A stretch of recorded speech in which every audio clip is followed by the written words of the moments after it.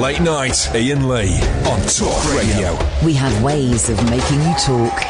Well, I'm not the kind to kiss and tell, but I've been seen with fire up. I've never been with anything less than a 9. So fine, I've been on fire with Sally Field, gone past with a girl named Bo, but somehow they just don't end up as mine.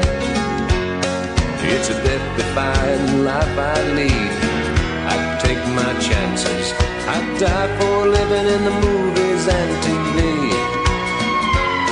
But the hardest thing I ever do is watch my leading ladies kiss some other guy while I'm bandaging my knee.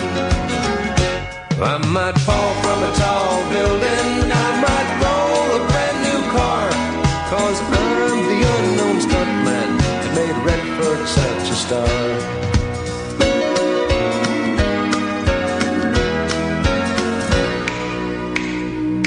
I've never spent much time in school, but I taught ladies plenty. It's true, I hire my body out for pay. Hey, hey, I've gotten burned over Cheryl Teague's, blown up for Raquel Welch. But when I wind up in the hay, it's only hay. Hey, hey, I might jump an open drawbridge or Tarzan from a vine, 'cause I'm the unknown stuntman that makes Eastwood look so fine.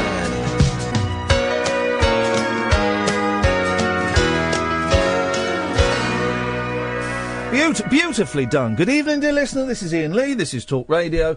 A lot of faffing around going on in the studio because, as always, James Well has left it in an absolute pigsty. I'm joined by Matt Haig. Good evening, Matt. Oh, just as you're about to take a sip of water, sorry. No, it's fine. I've sipped, I've gulped, I'm there. Are you sipped and supped and ready? I'm ready. If you want to call in and speak to Matt, 0344 499 1000. I've warned him, and I can see Caddick's lined up, which is going to be a shock for everybody's system. For those who don't know, Matt is an author. Let's pick... Well, OK, The Humans. Yeah. You wrote... That was you. That was me. That was a book I wrote. Wouldn't it be awful if I said one that you hadn't written, Yes. but I was convinced Yes. that you had? The curious incident of the dog in the night. Here it is. The 100-year-old man... No, I'm joking. The boy... I always get the two confused. A Boy Called Christmas. Yes. That was last year's. Yes. This year's it's the girl who saved Christmas. Indeed, Ian. That's it. Yeah. and also, a lot of you will know, because we've talked about it a lot, reasons to stay alive. Mm. Are you bored of talking about depression? No, well... We can do a whole interview without the D word. It's weird. I've got a very eclectic... sort of career going on. Yeah. It's a bit strange. There's two kind of careers. Well, there's three careers going on. Yeah. There's kind of the adult books, and I say put adult in inverted commas because The Humans, I think, can fit into both categories. There's the how do we describe reasons to stay alive? I don't want to say self-help because it's not. There's no. Well, it's a little bit of memoir, a little bit of self-help, a little bit of something in between. But yes, it's a book about me when I was in my 20s having depression and getting over that. And then there's things like A Boy Called Christmas, which I don't want to say kids' books because, well, I don't know. I'm making a pig's ear of this. What the hell? Where would I find this book in? Under what genre? Well, it is, I suppose, technically a children's book. Because if you're writing a book about Father Christmas as a boy, it's seen by the publishers as a children's book. But pretty much all my books I just write for myself. Yeah. I'm a 41-year-old man and I just write it for me. So it's for me, but it's also, for 7-year-olds. I guess you could say it's a children's book in the same way that Harry Potter is a children's book, in that adults can sneak off and read it and enjoy it.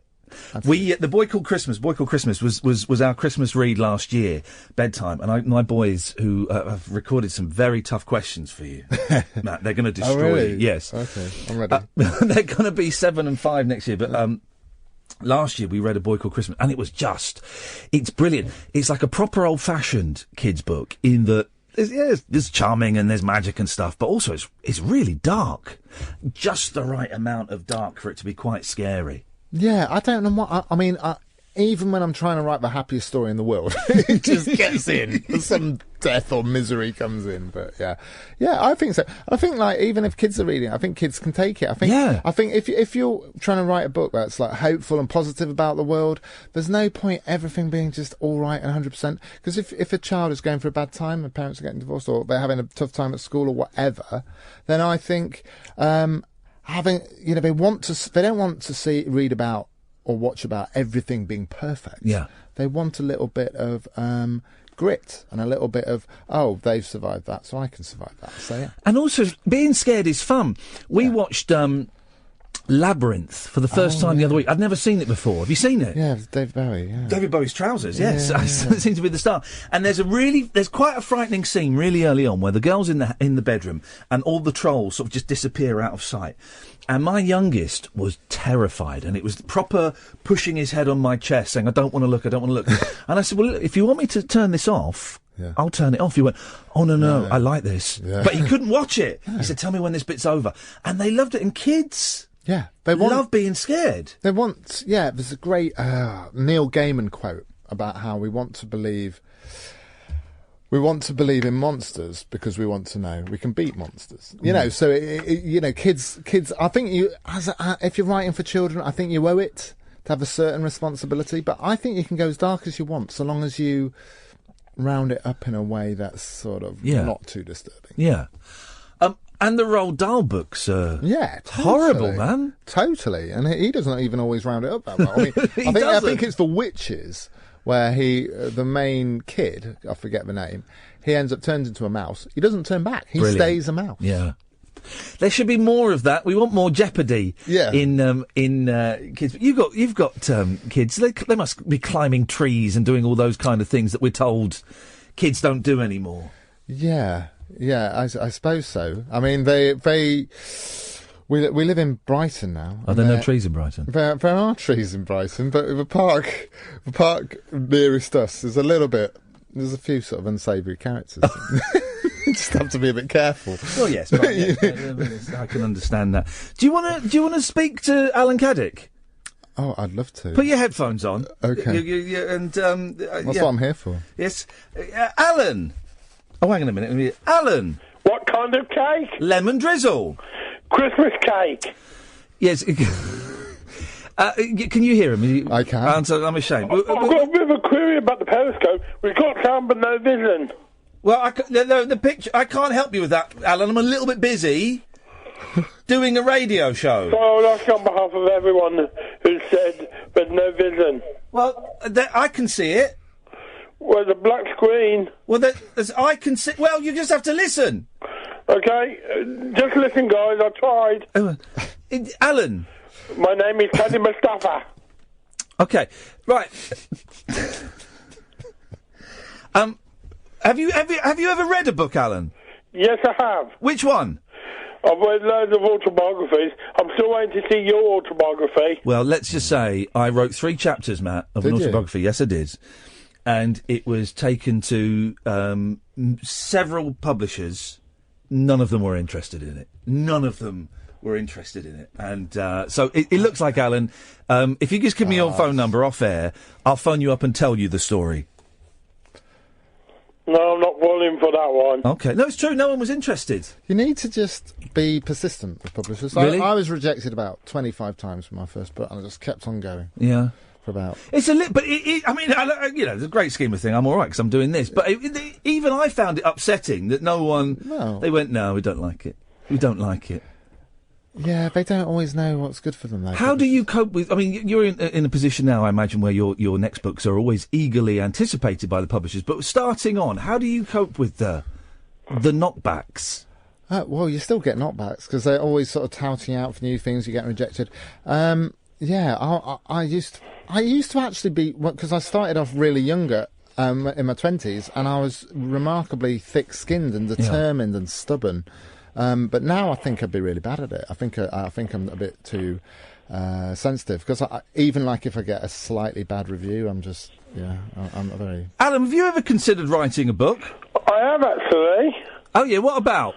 It was a spoof James Bond adventure. A James Bond adventure? A spoof one. one. A spoof one. Spoof. I see. And what would happen in that? The title would be called Do Win or Lose. What? Do Win or Lose. Do win or lose? DERWIN or lose. Derwin? Yeah. What does that mean? Dare. Win. As in Derwin College. What college I went to. Oh, he's clever. He's cleverer than either of us combined. Do you want a cup of tea, Matt? I'm being asked on my screen. Would you like a cup of tea? I've got water. Herbal. Have you got herbal? I can't do caffeine. Wait, I think we might have a chamomile. Chamomile Tea on its way. I'll have a red bush, please. Well, that sounds good. And what would the plot be? Well, it'd be like the basis of a 007 adventure. Yes. Taking on a villain called Gold Card. Taking out a villain called Gold Card. Yeah, because he leaves a gold card on his victims. I'm going to cut you off now, Alan. Thank you. There we go. I'm so sorry. 0344 499 1000 is the phone number. We've got Matt for a little while. Matt, you are in the middle. You're right. Yeah, no. A real person. Genuinely a real person. You're in the middle of a schools tour. Oh. Yeah. No, they're all in bed. They're all in bed now. You can say what you want about them. Yeah, no. It's hard work. Yeah. Tough gig. Yeah, 2 events a day for 2 weeks, and all round England, going to schools for 8-year-olds to about 11-year-olds. Yeah. Yeah, it's interesting. Isn't it funny? Me and Kath have done some little talks in schools. Isn't it funny when you walk into a primary school? How small everything is, and they all smell the same. Yeah, they all kind of look. The same as when I was at primary school 35 years ago. It's an odd... Yeah, and school dinners that smell the same. Yeah. But that state schools, some of these posh private schools, they're ridiculous. It's like Hogwarts. Right. It's like they've got their own theatres. Yeah. And it's just ridiculous. That's what you pay for. Yeah, indeed. That's what you're paying for. But today, I was over in Essex today, and it's interesting. The questions kids ask you about... Well, they just go straight for it, because I write for adults as well, so I'm used to doing grown-up events where everyone's very polite, and they stroke their chin, and they're just sort of looking very earnest. But with kids, they just... How old are you? How much do you earn? Brilliant. Do you know David Walliams? That's it. That is brilliant. That's the 3. Do you know David Walliams? No. Well, they say, have you ever met him? And I said, well, I've been in the same room as him a couple of times. What was he like? Yeah, he was eating muesli. Now, which book did Stephen Fry read? Was it? Yeah, a Boy Called Christmas. He did The Boy Called Christmas, did he? Yes. The audio book of that. That's an incredible booking. No, incredible. Can you believe no what's going on for you with stuff like that? I can't believe any of it, Ian. I'm like someone who's really not a very confident person, and I'm someone who's quite sort of and I wasn't meant to be doing this. I wasn't meant to do anything really. I mean, I think what it was is I can't do a normal job. Yeah. At all. I did 3 weeks selling printer cartridges, and that was my career, basically. Now, I also did 3 weeks in a wine shop. It was always 3 weeks. Yeah. And then a sort of break. But, yeah, so it was this or nothing, but I assumed it was going to be nothing, because you don't, it's not a sensible plan to think, as my day job, I'll just go and write books. Yeah. It's not a very, but yeah, it's somehow, after sort of 10 years of hard work, it's turning around, and it's really good. But yeah, it all feels a bit sort of... How did you find out that Stephen Fry was going to read... Did you get a phone call saying, we've got him? He said yes. Well, Stephen Fry, it was interesting, because that was a Twitter thing. Because originally, he'd read Reasons to Stay Alive. Yeah. And he was... Because obviously he talks a lot about mental health and stuff. And so he'd said some nice words about that. And I've got, my publisher, the person who runs the publishing company, he's quite sort of, he's quite rock and roll, and he just sort of goes for it and shoots for the stars. And yeah, remarkably, Stephen Fry said yes. And Stephen Fry is one of those people that we kind of take for granted. We're so familiar with Stephen Fry, but he put such effort in. He was in there for 4 days. Every word he feels it, and it's a lovely. I have done voiceovers, right? Where you do an hour, 2 hours tops, right? Doing 2 hours for Cats Make You Laugh Out Loud is torture. I can't imagine. It must be. Here comes the tea. Thank you, Ed. Thank you. Thank you, Ed. I can't imagine. How tough it must be to do an audiobook. I know you're just reading a book out loud, but it's more than that. It must be a tough gig to sit there and do that. I'd imagine so. I did one for Reasons to Stay Alive, I had to read my own story. Yeah. And it was terrible because I had a really heavy cold. And I hadn't eaten properly, and the sound engineer was such a perfectionist because it's audiobooks, so I can't have any. He could hear your stomach. Yeah, even more than radio, I think. Yeah, he could hear my stomach. Yeah. So I'd be trying to say a word like tumultuous and getting it wrong or something, and he'd say belly. Got a bit of belly on that. Got a bit of belly on my lung. And it's just those sound booths are completely unforgiving, and also. I don't think necessarily. I've not heard you. Maybe that your reading was wonderful. But writers are not necessarily the best people to read their own works, are they? No, I definitely would not want to do that.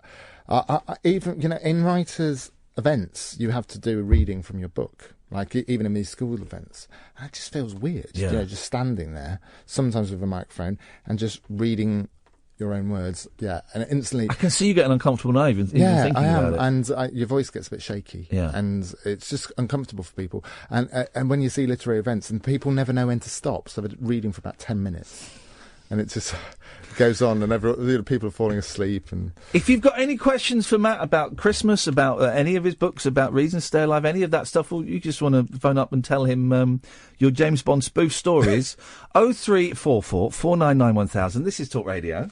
Late night, Iain Lee on Talk Radio. We have ways of making you talk. 0344 499 1000. I'm joined by Matt Haig, as is usually the case. Oh, by the way, midnight, midnight, we've got Dr. Hook coming on, Dennis Locorriere. As is often the case, you don't need the headphones, Matt, unless you want to wear them, unless we get another caller. Normally when I have a guest on, and I say, come on guys, you phone up and talk to the guest, the phone lines will be dead, so don't take it personally. Then when you go, the phones will go mental, go, oh, that Matt was such a nice guy. But why didn't you phone up and ask him a question?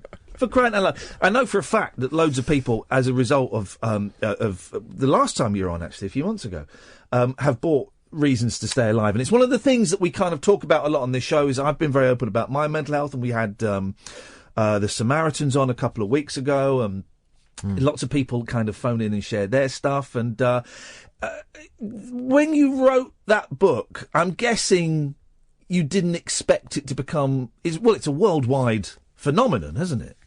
Yeah, no, absolutely. I wasn't even going to write the book. It was the one book I had to be asked to write. I was scared of writing it. I just wanted to write fiction forever. I didn't want to talk about myself. I didn't want to talk about depression, the sort of worst period of my life. And I had to be sort of nudged into writing it. Then when I did write it, I thought this was just going to be like a little side project. Yeah. And it became, quite organically, it became a big thing. I just think it hit the right moment where people were wanting to talk about depression and ready to talk about it, because this massive thing. I mean, it's horrendous. It can be life-threatening. It's a very, very serious thing, but it's a massively common thing. It's like a 1 in 4 issue, And the Samaritans get a call every 6 seconds. Every 6 seconds. That's ridiculous. It's incredible. How many languages has it been translated into? I think somewhere near 30 now. I couldn't even name 30 languages. Lithuanian was the latest. Wow. Yeah. That must be... Well, yeah, because I thought, because different countries have different attitudes to mental health. So, yeah, that's been the surprise, that all kinds of places are willing to talk about depression. Yeah, because we like to think that we're sort of the most sort of advanced and progressive about talking about stuff. But yeah, it seems to be. Did you regret writing it at any point? Yeah, no, I didn't regret writing the book. I regretted putting certain things into it. Right. Like stuff about my parents. Like, for instance, when there's one chapter. My mum and dad are great generally, and they're quite open-minded people. But when I was ill, I went back to live with my mum and dad. And I was 24 years old. I didn't want to be back at home. I was back there. We had no money. And my dad had been through it because my mum had been sort of like postnatal depression. So she had had stuff in her past. And my dad was just like, at one point, he said the words, which is the sort of notorious words you can say. He said, pull yourself together. Wow. And it wasn't doing it in a sort of tough alpha, just pull yourself together, lad. He was just like, he'd run out of things to say. Yeah. He says, you've just got to pull yourself together. And he was right. And I put it in the book. And in the book, it kind of makes sense. But there was a piece, I think I did interview in The Guardian where they pulled out that quote. Right. And then so everyone was saying to my mum, all her friends reading The Guardian, they said, oh, that. So then I had an awkward phone call with my mum. And then I just thought, oh, yeah, it was wrong. But no, I had to write it as honestly as I could. And my mum and dad were great. But I had to just be honest about it. And also my thing is, we're almost scared of what to say now. People are so scared about saying the wrong thing to someone and what words you can use. And I've been told off myself about certain words you can't use. And it's like, I think there's a bigger danger in silence, in people being scared, giving someone space. We say, I'm just going to give them space. I'm going to leave them be. I'm going to give them space. And that can be as dangerous as saying the wrong thing. I think so long as you're saying the wrong thing from the right reasons, as long as you know you've got people who care. Obviously, there's stupid things to say, but I think the real danger is just people retreating and not doing anything. It's tough, isn't it? Because, and I think that someone needs to, maybe someone has, and I missed it, the partners and the parents and the kids of people who have got depression, because it is a really tricky thing for them to know what to do. Do they leave you alone? Do they come and sit with you? Do they carry on as if life is normal? Do they kind of put their life on hold? And it doesn't get mentioned very often how awkward it is for the people around that sick person. No, absolutely. My girlfriend, who I'm now married to, at the time was my girlfriend, Andrea, it was terrible. She was 24 years old. She suddenly had this boyfriend who was scared to go out of the house, had separation anxiety, I had to be with her, and for 3 years it was utter nightmare for her. She wasn't a doctor, she wasn't qualified in any of this, and she was suddenly thrown into this world of having to deal with me. In a weird sort of long-term kind of way. I think she'd say now that we've become closer because of it. But at the time, it was hell to sort of go through. And did you not mind... you strike me as quite a private person. Did you not mind shining that light so publicly for everyone to see on that particular aspect of your life? I don't know. I think when I'm writing, I just sort of forget people are going to read it. And, because at that point, you're not even sending it off. But... yeah, it was scary the moment it became a book. And the events were just like doing a therapy session with people watching you. So it was kind of scary. I wrote a blog about 6 months before your book came out, and you very kindly retweeted it when your book came out about me talking about depression, and instantly I regretted it because it suddenly got about 30,000 hits in a week, which is a lot for me. And then I was getting phone calls from the Jeremy Vine show saying, "Would you like to come on and talk about depression?" I went, No. And I must have had about 250 emails from people sharing the most intimate stuff about sons that had killed themselves, or what they were going through at that moment. And I found it really overwhelming, and I had no response, and I didn't reply to most of them because I had no response for that. And I'm imagining you got that to the power of 10. Yeah, it was particularly bad March this year because I was having another bout of it. I was having anxiety. We'd sort of moved. I used to live in the north. We moved down to Brighton, so we were in a new house. Everything was new, and I just had anxiety again. I felt continually on the verge of a panic attack. And then on top of that, I was getting like 15 essay-length emails a day from people, often in a very vulnerable state. And the thing, what I get when I get anxious is I get a kind of hypochondria, but it's not always thinking I've got a physical illness. It's always like thinking, I'm going to have a mental illness or schizophrenia or something. So I was just getting new symptoms. So I had to just, like you, I just had to stop. Getting back and reading. It's overwhelming. We've got some calls lined up. I'll tell you what, take a quick break, and then Paul, Craig and Rashid will come to you in a minute. 0344 499 1000. This is Talk Radio. Late night Iain Lee. On air and off the leash. On Talk Radio. We have ways of making you talk. 0344 499 1000. Put your headphones on, please, Matt. The volume control, if you follow the cable, is at the end of that cable. Let's go to Paul. Evening, Paul. Hip, hip, hip, Iain. How are you doing? Hip, hip, hip. Paul, what have you got for us? I I'm going to spend a couple of seconds blowing some smoke at both your backsides. Oh, beautiful. Yeah, our belts are loosened, we are ready and bent over the table. Yes, Paul?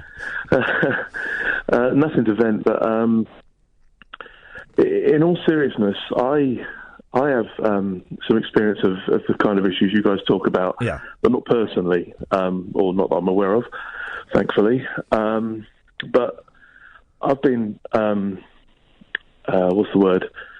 Well, away from my mum. Didn't speak to her for a number of years. Yeah. And she's been through sectioning and all sorts. And most family don't speak to her. And I'll be careful what I say now, because she might well be listening. Okay, you say as much or as little as you want. Well, the reason you might be listening is because of me taking Matt's book on holiday, and your show and the way you do it and the things you talk about gave me an insight into actually some of what she may have been going through over the past few years, which allowed me to talk to her in a way that allowed her to let me in a little bit. Blimey. To the point that just yesterday, and bear in mind this is a lady I've seen 3 times in the last 5-6 years, has no contact with my children, bar holidays, and that's sort of through mutual consent. It never really works because of the problems she has. And yesterday I took her to an apartment that I booked for her in Weston-super-Mare, so she could just spend a week being near the sea, just getting away from everything.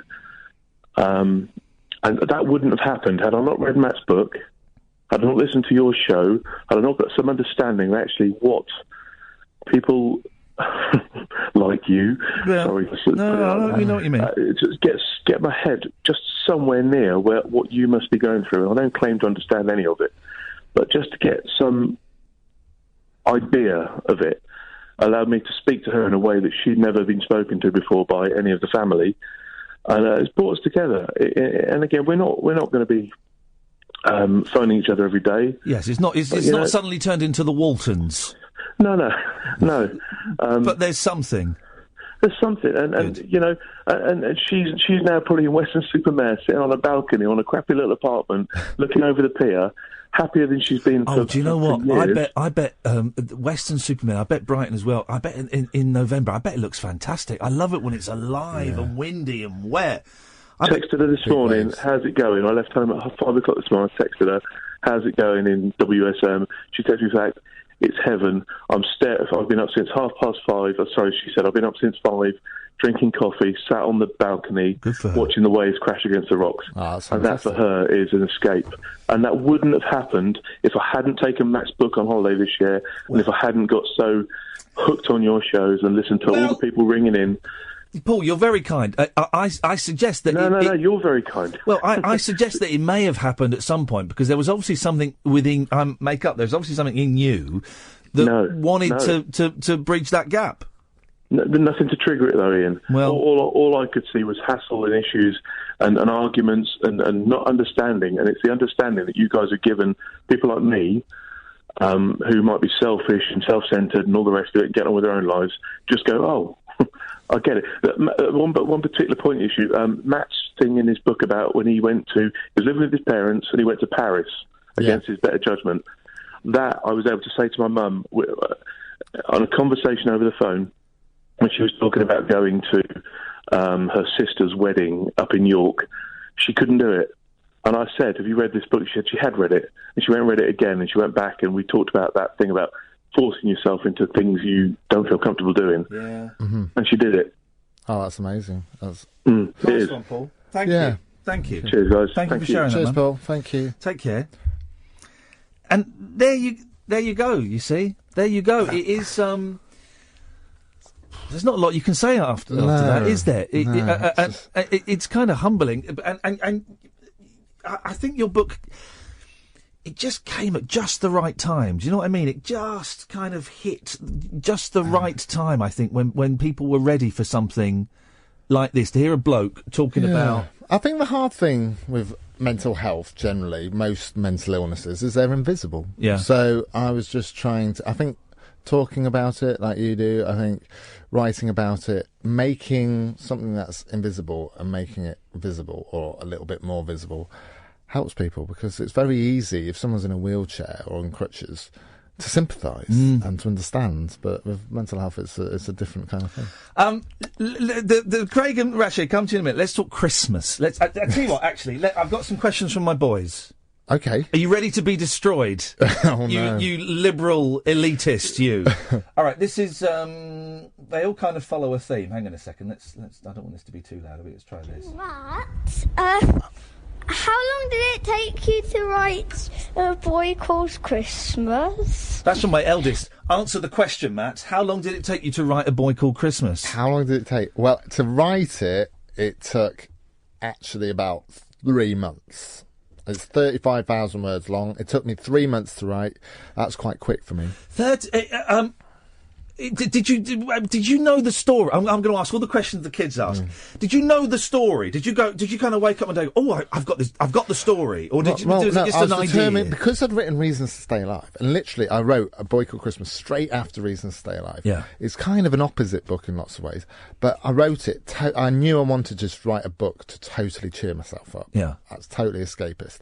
So I knew I wanted to write a sort of fantasy book. It's probably a children's book, but my own son, Lucas, when he was 6, he said, "Was Father Christmas ever a boy?" Oh, what a great question, isn't it?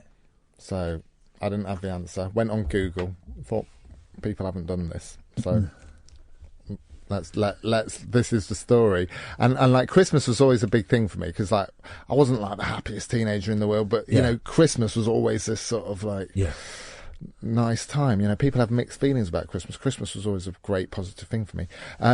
With this book, it kind of fell into place, because I was just running through the things you think about with Father Christmas. So the sack, the reindeer, the flying around the world. So it was just sort of like a case of, it was all there, and just working out how to get there and how to explain it. All right, let's go on to the next question. Hello, Matt. How long did it take you to make the book, if you made it? Do you mean write it? No, make it. What do you mean make it? Like make the pages. Stick it all together? Yeah. How long did it take for him to stick it all together? Yeah. Did you ask him that? I already did. Okay. How long did it take you to make the book? That's a very, very good, wise question, actually. Because people always ask about the writing, but that's only like a tiny part of a book, isn't it? The actual publishing, the making of a book, and this book especially, because it's got illustrations, and I can't draw. Oh, yes. We'll talk about those in a minute. I mean, the illustrations are incredible. So yeah, it's a guy called Chris Mould who does them, and because it's a Christmas book, it has to be published at Christmas time. Yeah. So I finished writing in about March, April. They need the book ready for June, so he had to do about 60 illustrations in about a month. Which is really fast going. And the thing, before I was a writer, I didn't realise how long it took for a book to be made. I'm just showing some pictures to the Periscope while you're talking. Go for it. But it takes really long. I mean, it's not unusual for a writer to send off a book, for the publisher to agree to make the book. I mean, it's over 2 years before it hits the shop. So when you're in your sort of local bookshop or Smith's or whatever, and you're seeing books, they were written like 3 years ago. You know, that's the new ones. So it takes a long time. Who's the guy that did does the illustrations? He's a guy called Chris Mould. How did you get hooked up with him? They just gave me a long list of potential illustrators. We also needed someone. We obviously needed someone good, but we needed someone who could work fast. And he's amazing. Speed was the. He just We just say, can you do 60 by, end of April? No, but he just draws all the time. He's one of those people. There's a few illustrators. They just do it. They hardly even think about it. They've just got the sketchbook all the time. They're brilliant. I'm looking at the map to the far north, and it's just... Yeah, that's just wonderful, isn't it? Who is it? Is it Quentin Blake? Yeah. Who used to... Was it? Is that, yes. There's kind of a touch of that about him. That kind of timeless illustrations, and it's one of those books as well. When honestly, the fun we had last year, Matt, reading this with the boys all in one bed, and me sat there, and every night they go, "Is there a picture?" Not on this page, I'm afraid. Is there a picture? Yeah, have a look. Then they just pore over the picture for a bit, and then hand the book back and get back into me reading it. It's just a joy. Yeah, there's more in Go. I'm thinking it was writing the sequel with writing The Girl Who Saved Christmas was the fact that I knew he'd be illustrating it. Yeah. So I was sort of writing scenes.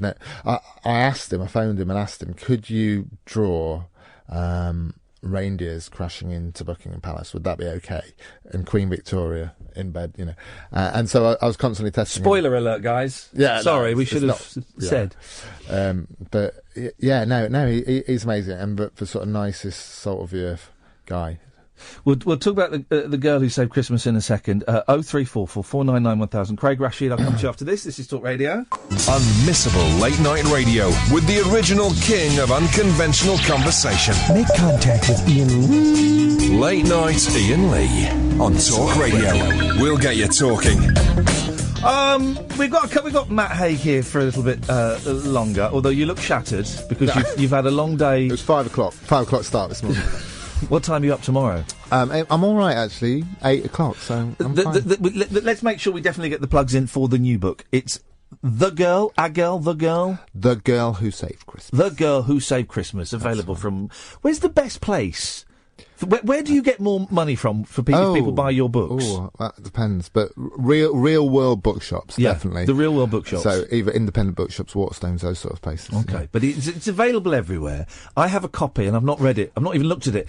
I flicked through it, but I've not read it because I'm quite funny about Christmassy things. And I love Christmas. I don't think it can come too early, but Christmas kind of starts for me in December.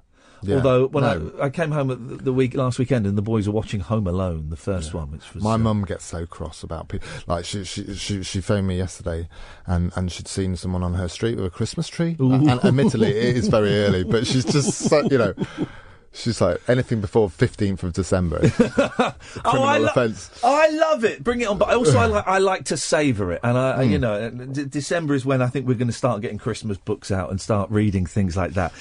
Put your headphones on. Let's go to Craig. Hello, Craig. Hello, Iain. Hey, Craig. How you doing, man? Hello, Matt. I'm good. Hello, Craig. What you got for us, Craig? Another one that praises both of you, I'm afraid. Uh-oh. I got into Matt's book because of the interview you did with him. Yeah. And all the stuff that you do with mental health issues is great. I'm halfway through it. I'm literally at the bit where the girlfriend has asked him to go to Paris, and he's explaining his decision-making. Or I should say you're explaining it as I'm speaking directly to you. Yeah. So I've cheated a bit. I've got the audio book from... Audible and also the Kindle. Okay. I bought them both together. So are you listening to me read it with my heavy cold? Yes. Reading the book. Can you hear his stomach rumbling, Craig? My sniffles. That's good. That's good. He does sound like Greg Davis, so it's quite nice. Oh. Yeah, Greg Davis is reading to me.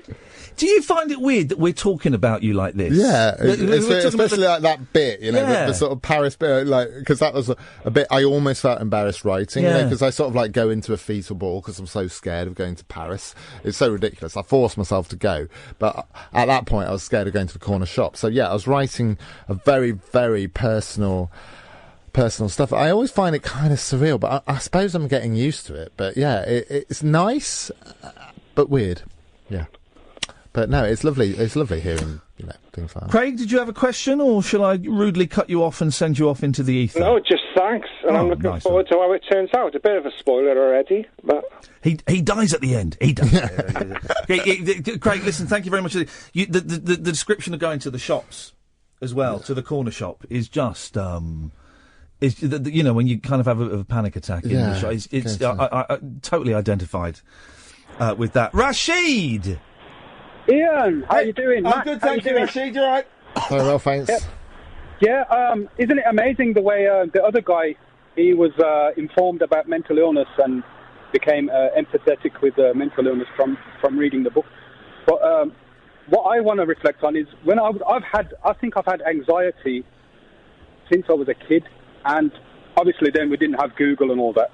But when I was a small kid, things used to seem very far away sometimes. But the TV, the room used to seem like very vast all of a sudden, and my breathing used to get out of control, and my heart used to beat. And I was about 7, 8 years old, and I didn't know what it was until Google came around. Dr. Google. Yeah, I started to look at, and I realised I've had anxiety all them years. But when I was a teenager, I had massive panic attacks, and I still get it every now and again. And how do you deal with it, Rashid? When do you know it's coming on? Yeah, but I researched the symptoms, and I came to terms with it's a passing thing. It's gonna pass, because when you don't know about it, it's fear of the unknown. So that makes you more panicky.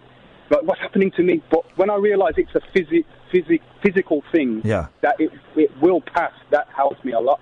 And it also helped me reading other people's stories. That when you're at that age, you're a young person, you're in your teens or whatever, just to find out other people are going through it. I think that's something very wise that you said there about. I think it's a physical thing, and to actually realise it's not the end of the world. It just is a symptom. It makes you feel like it's the end of the world. I think panic attacks is one of the things that I've got better at dealing with over the years. I often feel like I'm on the verge of a panic attack. I'm just like, I used to be so scared of it, and then it builds up, and you pace around. Actually, the thing to do with panic attacks is actually say, okay, I'm having a panic attack. Let it in. What's the worst that can happen? So I think that's very... Well, I had a bit of a tipping point a few years back, because I'm very irritable. I don't know if that's part of it as well. Very, very irritable. And I got married, and my wife's nephew was about 8 years old, and he was calling me as I was going up the stairs, and his voice was irritating me. And I turned round and I snapped at him. I said, "What do you want?" And his face. Yeah. And then he went to my wife, and he goes, "What's wrong with Uncle Rashid? 1 minute is like this, and 1 minute is like that." And that really hit me in my heart. I heard him saying it, and from that moment, I made a conscious effort not to take it out. Sometimes one needs a moment like that to kind of catch yourself. And I've snapped at my kids and instantly regretted it. And Rashid, you're a good man. Thank you for calling in. Ian, I got a question. Yeah, go on. What's one of his favourite things to be alive? Shall I ask him? Please. Okay. Rashid wants to know, Matt, what's one of your favourite things to be alive? Oh, like a real serious thing, or like peanut butter and Marmite on toast. A real serious thing, or something frivolous? One of each, please. One of each, please, Matt. Well, I do like peanut butter and Marmite on toast and a glass of white wine. Pervert. It's a good combination. Both salty things go together. Marmite, yeah, but the peanut butter, no thanks. What, in any context? No. Although I did have a peanut butter milkshake. You get all these Shake Shacks and Shake Away and Shake. Yeah, they're everywhere. And my boy had a peanut butter milkshake, and I had some. Even though I hate peanut butter, it was delicious. But that's the only context in which I will allow peanut butter to exist. Ian, honestly, it was going so well. How are we going to get past this? I think on a very serious level, if you're actually seriously ill, if you're depressed or things, the thing I find now is knowing you're not going to stay like that forever. Yeah. States of mind, it's like the weather. You will. It may last a month or 2 months or whatever, but you will not feel like that forever. So you owe it to all those future selves and all those unknown and those possibility. But I think, and it's cheesy, but it's people, isn't it? It's not necessarily the people you have around you at that second, but everyone you're going to know in the future, everyone you're going to care about, any kids you may or may not have, any relationships you may or may not form. It's just other people. You mentioned Mum. Is Mum still around? Yeah, my mum's still around. She must be so proud that her boy's an author. She must be proud, because that's the kind of thing that mums love. I don't know if you read Matt's latest book. Here's a review in The Guardian. She must be proud. Oh of yeah, that. She is totally one of those. I can actually see like she has like Christmas parties and things, and when it's someone who's never met me before but knows my mum, they just sort of look at me like, here he is. Isn't it funny? Even in our 40s, our mums can still be treat us as though we're 9 years old. We've come home with a good school report. Oh, good for her. It's well deserved. So the girl who saved Christmas, continuation of the story runs parallel. Yeah, it's continuation. So it's moved on to Victorian England. So I've got Charles Dickens in there. I've got Queen Victoria in there. And it's when Father Christmas is fully grown and, fat belly and grey beard. It's the first girl who receives presents. Amelia, she's the girl who saved Christmas.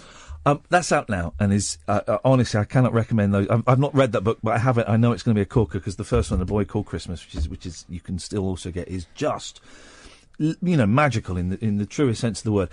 What's next? What do you do? Have you got an idea? You've been writing? I've seen on Twitter you've been writing. Yeah, no, I've just written a novel for grown-up people. I know you're writing a book because you tweet a lot. Yeah. That's what you do. I do. Honestly, yeah, people think, weirdly, I write more tweets when I'm writing more book. So, I do tweet a lot, don't I? It's too much. I think I tweet more than you do, don't I? I think you do tweet more than me, yeah. Yeah. That's saying something. That's saying something, but, we're sort of like tweet buddies, aren't we? But that's how we got in touch, wasn't it? On Twitter, I guess. Yeah. So something good has come out of that cesspit. Exactly. Vileness. Are you allowed to tell us anything about this book, or is it top secret? No, I can. It's going to be called How to Stop Time, and it's about a man who's 400 years old, and he looks our age, and he's just aging very, very slowly. So he he's 400 years old. Yeah. He looks an ordinary person, and he's a history teacher. So he's a history teacher who is history. Oh, this sounds fantastic. I completely misunderstood The Humans. Mm-hmm. I think I mentioned this when I met you. You didn't think it was science fiction. You thought it was. I thought it was a metaphor. So it's this guy who's replaced by an alien, and he doesn't understand why his wife is beautiful, and he doesn't understand how relationships work or how jobs work or any of this, because he's an alien.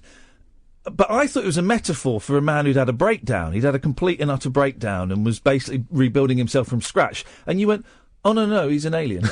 I completely but you're kind of right. You're kind of right, because it's kind of about me. It's about me, like, what getting over depression feels like. Yeah. But he's an alien. He's an alien.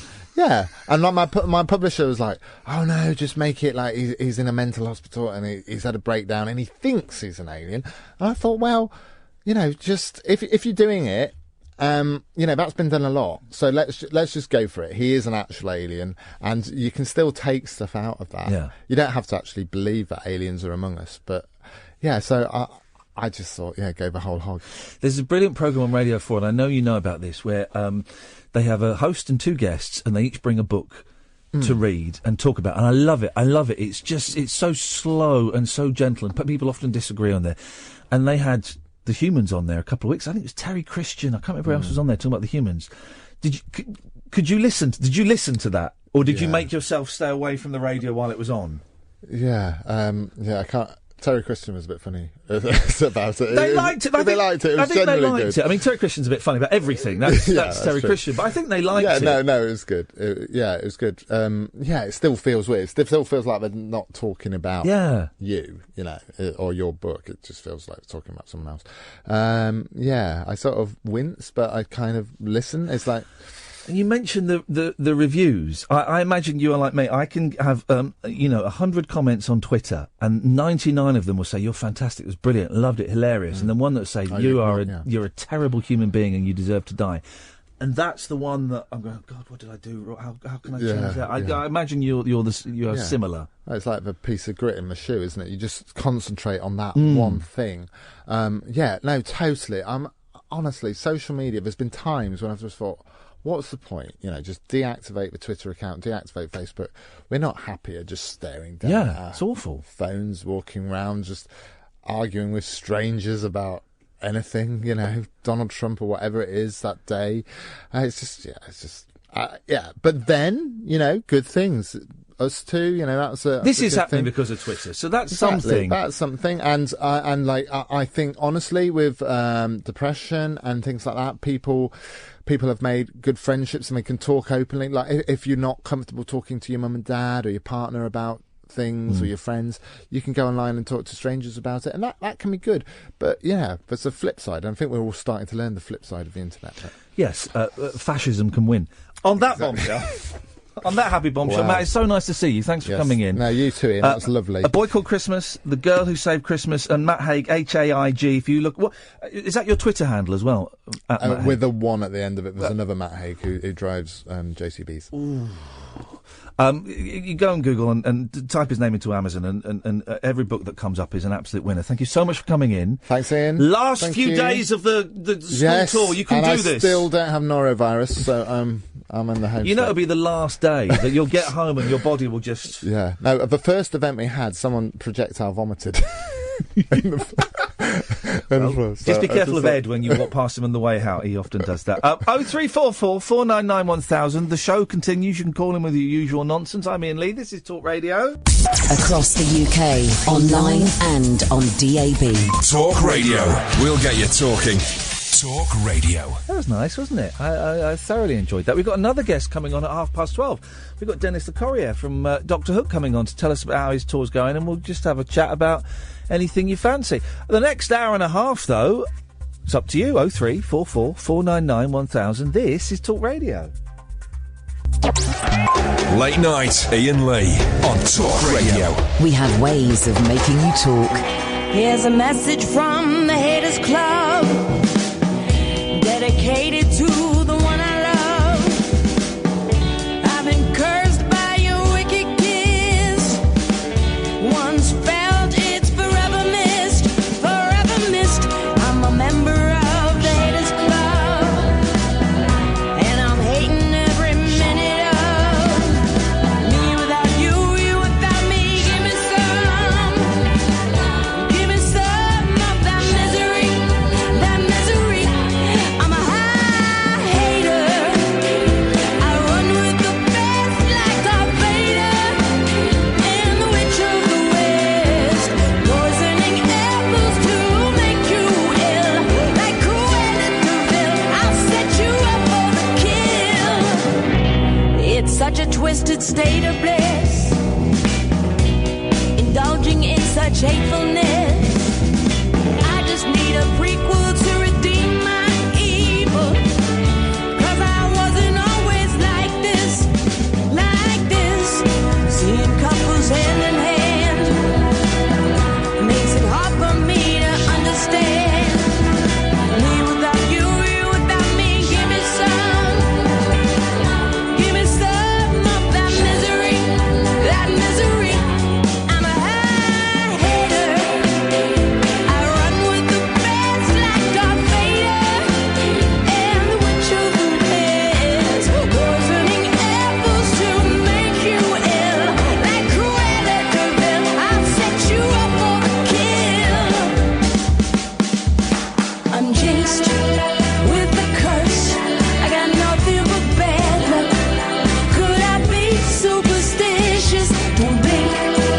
Cross my heart. Hope to die. Why's your love so vicious, vicious, vicious, vicious? I'm a high hater. I run with the best like Darth Vader and the Witch of the West, poisoning apples to make you ill, like Cruella de Vil. I'll set you up for the kill. Hater. I run with the best like Darth Vader and the Witch of the West, poisoning apples to make you ill, like Cruella de Vil. I'll set you up for the kill.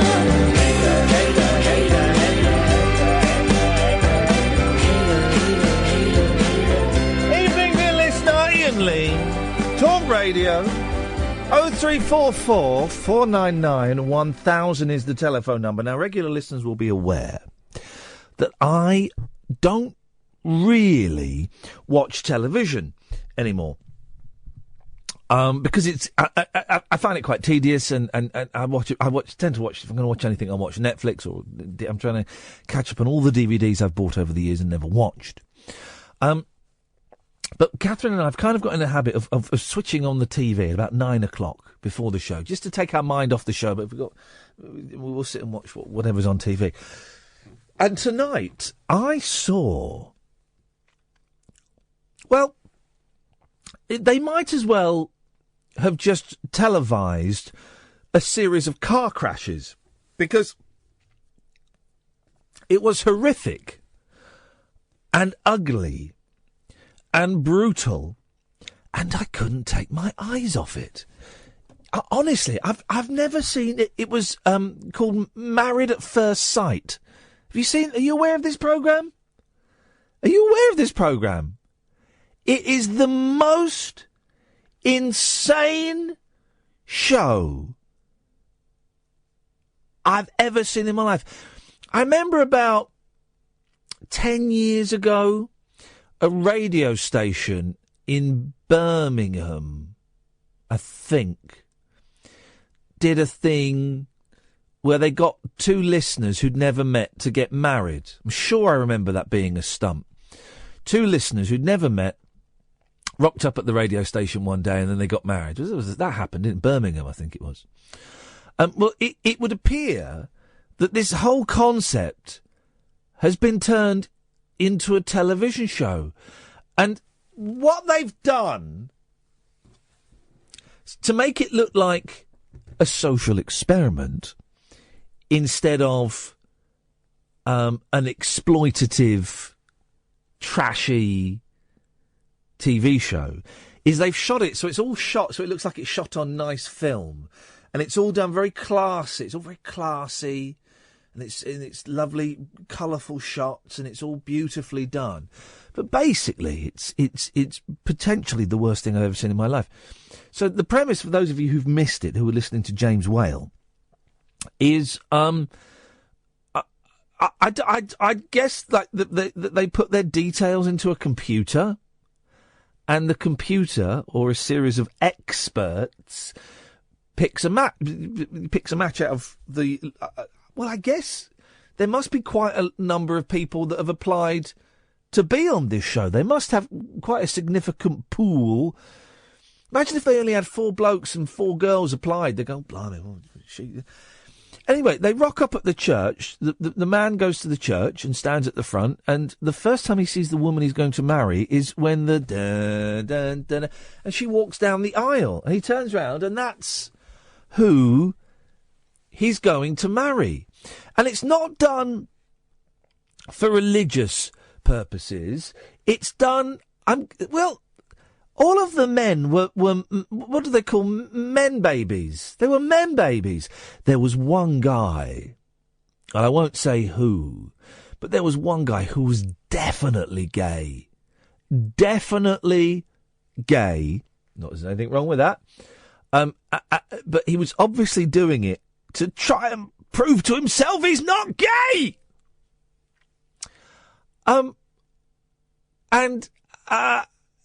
They get married, then they go on a honeymoon, and then they live with each other for a month, and if at the end of the month they decide it doesn't work, the marriage gets annulled, or at the end of the month, well, I guess they stick together until it inevitably falls apart. It just... I've only seen about 25 minutes of one episode, and then Matt came in towards the end, and so we started talking. So I don't quite know how it works or how it ends. But if you've seen it, by the way, usual rules apply. Sorry, I should have said that. You can call in about anything. I'm just going to sit here and I'll go to Dana in a minute. 0344 499 1000. You can call in about anything. You can call in about what I spoke talking to Matt, books. You can talk about this. You can talk about anything you want. You know that. The one rule we have, just going off on a tangent, indulge me for a second.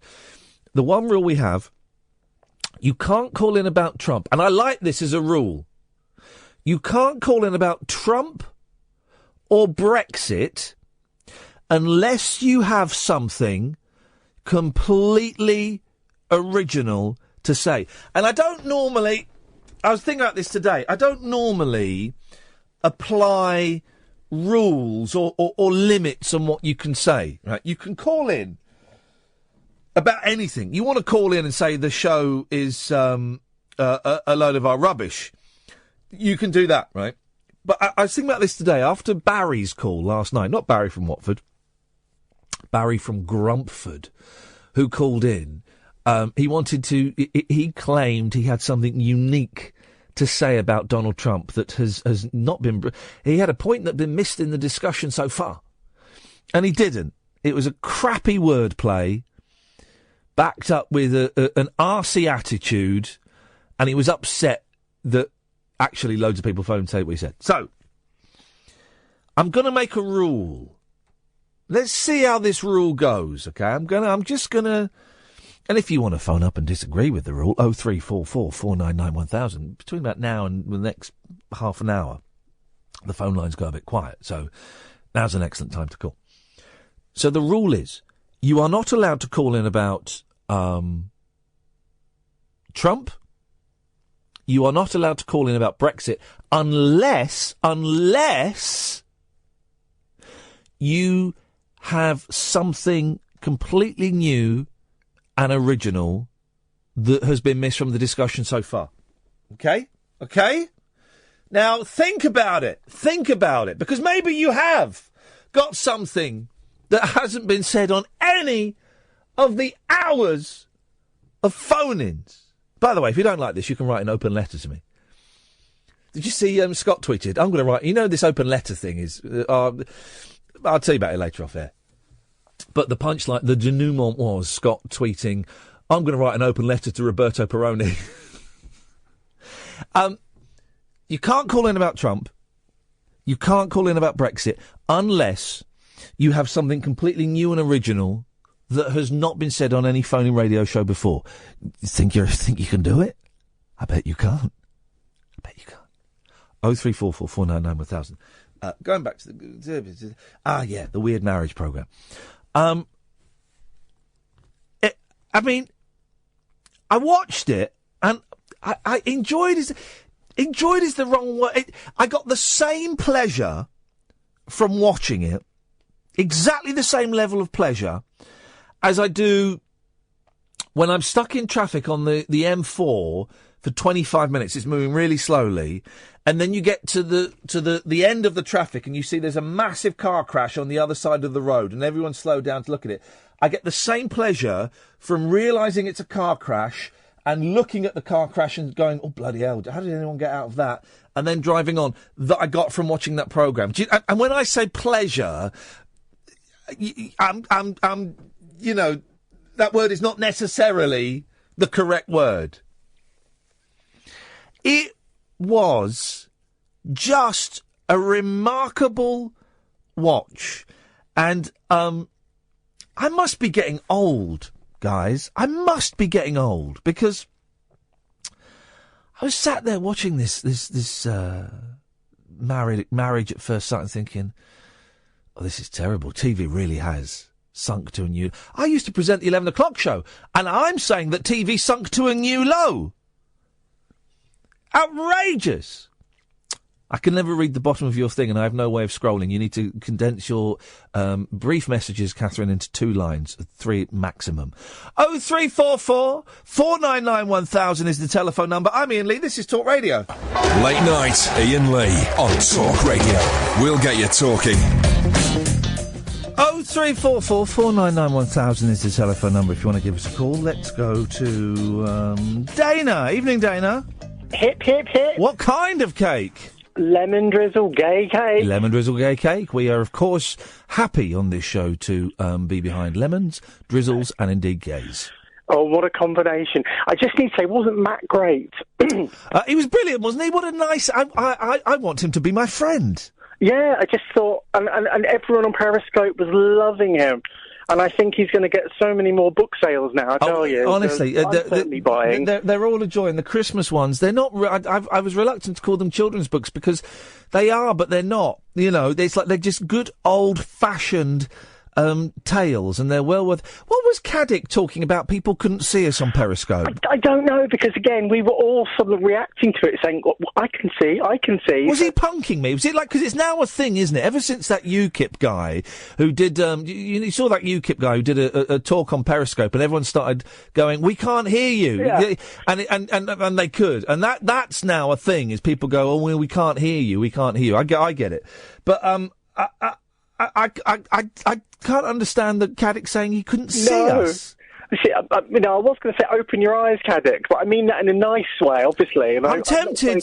I'm tempted, Dana, to call him a bellend, but that may be a little harsh. I don't know. Never mind. A couple of things. Yes. I went to my interview today. Oh yeah, how did that go? I got the job. Hey, that's all right, isn't it? Brilliant. I'm so pleased. Oh, fantastic! Good news. When do you start?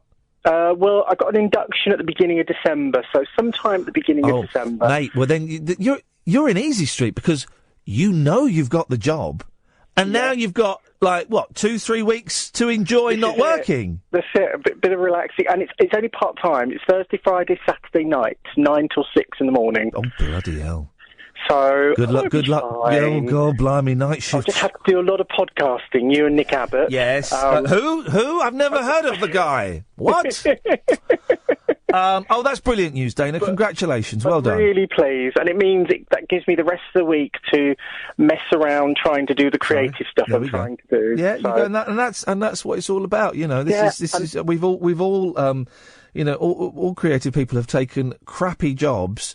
Or jobs that they weren't particularly keen on doing, but it's allowed them. It's just bought them a little bit of breathing space so that we can focus on stuff that we do want to do. Yeah, but yesterday I was in Uxbridge because I was at Pinewood. Oh God, Uxbridge! I'm sorry again. You should have popped in and seen Scott. Well, no, that's what I was just going to say because of the trains, I was too late to get the free shuttle bus to Pinewood, which is the last one's at 11 o'clock. Yeah. So I managed to look up where I can get a bus. Yeah. And I was walking through, and suddenly I saw. Is it balcony shirt? Balcony something like that. Yes, balcony shirts. Yes. And I actually stood outside, took a photograph, and I was so tempted to walk in. I know I must have. Yeah. If anyone had seen me, I actually took a photograph. Scott, your shop's become a tourist attraction. And this week when I write my blog, it's going to get a mention in there. But funny. I really wanted to go in to say. I've seen the inside of your shop on Periscope when Ian's periscoped it. But B, could you tell me where the bus stop is? I thought that was a bit cheeky, so I didn't. Scott would have loved that. He is an ambassador. He's the official. He's the mayor of Uxbridge, and he's always happy to give tourist information. Well, next time, but I found the bus and I got to Pinewood and I was fitted with all kinds of prosthetics. It looked like I'd had an accident and it was so much fun. So what were you doing? What were you doing at Pinewood? What was your? I was just being a model for makeup students. Oh. And I basically spent the day just having prosthetics like wounds and cuts put on me. And I hope you got some brilliant pictures. I have. Have you got a picture of your throat slit open? No, that'll be the next one, hopefully. But I've got some nice ones. I'll send you one. What fun those guys must have when they're practicing at home on their mums and their brothers and their sisters. And what a joy! Can I practice? No, I'm watching the telly. You ain't got to move. I just want to cut your throat open. But it's so much fun, and I had a great time. But yes, I did pass the shop, and I did stand there taking a picture and just standing there looking at it, thinking. Wow! This is where so many disappointments have been born. And my friend did say to me, she said, "You're sounding like an Ian Lee stalker." Yeah. I'm not, honest. That does sound weird. I'm going to have to cut you off now because you're weird. Thank you. There we go. What are you doing? What's going on here? Tea. Unbelievable. You just saw the back of his head, did Periscopers. Did you notice the bald spot? I did. Periscope, what's that? Oh, I should say, you can watch the show. We don't do it every night. We do it most nights. I'm panicking now. It's on the back. It's on the crown. There we go.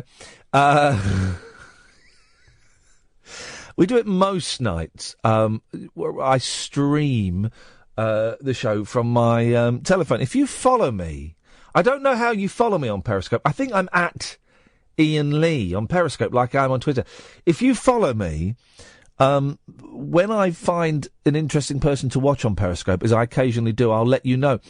And Catherine and I had great fun. I thought, because I'm following a woman in North Korea, and so every now and then I'll get a ding, and it will say this woman in North Korea is streaming Periscope. Because I'm a bit obsessed with North Korea, and she's normally in a car with a mate driving very fast, right? I think she's the only person that periscopes in North Korea. Suspicious? You better believe it. Anyway, I thought that she'd come on, but she hadn't. She instead had recommended to her followers that we watch these couple of guys in Russia. And I think, I don't know if they were Korean or not. I don't know. They were certainly of Asian origin. I make up they were Korean because this woman who is in North Korea had kind of put us, onto it. It was the funniest thing. It was two pissed up Korean guys. One of them looked like an Asian caddick singing rap songs in a mix of Russian and English. And then one was playing a saucepan. Oh, it was funny. It was funny. I mean, proper laugh out loud, just roaring with laughter. So what I'm saying is you won't get that tonight on this show, but if you want to watch an overweight, beardy man talking into a microphone, periscope.com/Iain Lee. Let's go to 0344 499 1000. Let's go to Dirk. Hello, this is Dirk from the Netherlands. Oh, this is Dirk. Yes, I spoke to you on a couple of days ago. Oh, this is Dirk. Yes. Dirk, what was your last name, Dirk? Van der Water. Huh? Van der Water. This is Dirk Van der Water. From whereabouts are you from? I'm from Rotterdam. And it could be Rotterdam or Amsterdam, anywhere. No, I'm from Rotterdam. Okay. And you were going not Amsterdam. I'm from near there, but Rotterdam. And you were going to Dudley? I've not gone. I had trouble. I got they say evicted from my hostel. Yes. But it's a very strange place. Why did you get evicted? No, we all got evicted from there. Why? I don't know. It was not nice. There was no bed. I was sleeping in a sleeping bag and on floor. Yeah. They're only like a very large Romanian family. Yes. They all stay there, very nice, but... Dirk, could you do me a favour? What we like to do, you don't listen to the show very often, do you? Yes, I listened yesterday. Then you'll know, we have a tradition in this country. Whenever we have a visitor from abroad who is in the country, they have to be in the country, phoning up a British radio station, we like to ask them to sing their story. My English, I can't really sing. Well, you can sing it in Dutch if you want. I don't want to sing. Hello? It's a tradition we have in this country, Dirk. Oh, yeah. I don't know what to sing. You put me on the spot. Why don't you sing about being turfed out of... asked to leave your hostel? Okay, I sing maybe poem.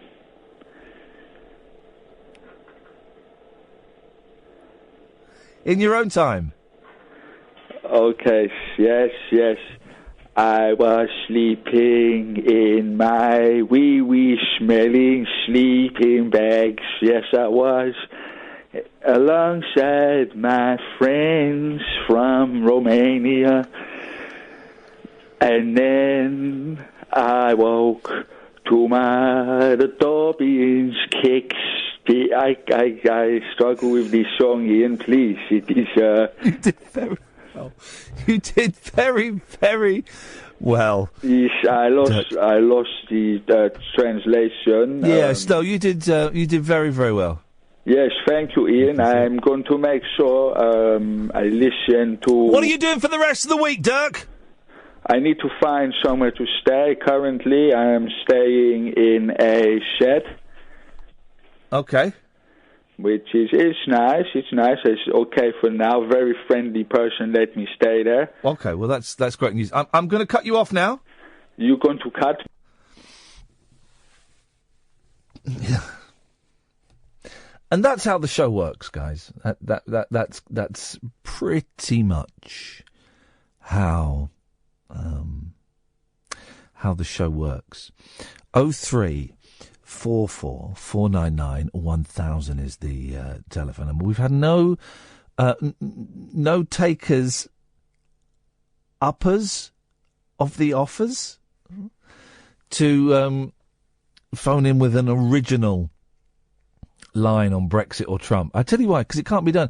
The worst thing to come out of Trump being elected is not that young men will think it's acceptable to say I go around grabbing women by the pussy, but he's killed British phone-in radio, hasn't he? Even now, nearly a week after the event, it's still all people are talking about is Trump. How do you think Trump being elected president is going to affect Britain? Call me now. Should Nigel Farage be... Let a phone in there. Should Nigel Farage be the British ambassador? An ambassador? Farage, an ambassador? I can't believe... Honestly, there are some people who think he should be an ambassador. I think he should be put in a box and chucked into the sea. That's what I think. I joke, of course. So I don't think there is anything original to say. It proved me wrong. I know Barry's listening. Good evening, Barry. And I know there are a series of hardcore speech-based radio enthusiasts who are furious that this show is seemingly flippant and frivolous when we should be discussing all kinds of things. Literally, the theme of the show is up to you. You can call in about what you want. Just if it's Brexit or Trump, it's got to be a new thought that no one has said on a phone-in show before. Otherwise, what's the point? Really, what's the point of it? 0344 499 1000. I'm Iain Lee. This is Talk Radio. The wild man of late night radio is back. Iain Lee on Talk Radio. We have ways of making you talk.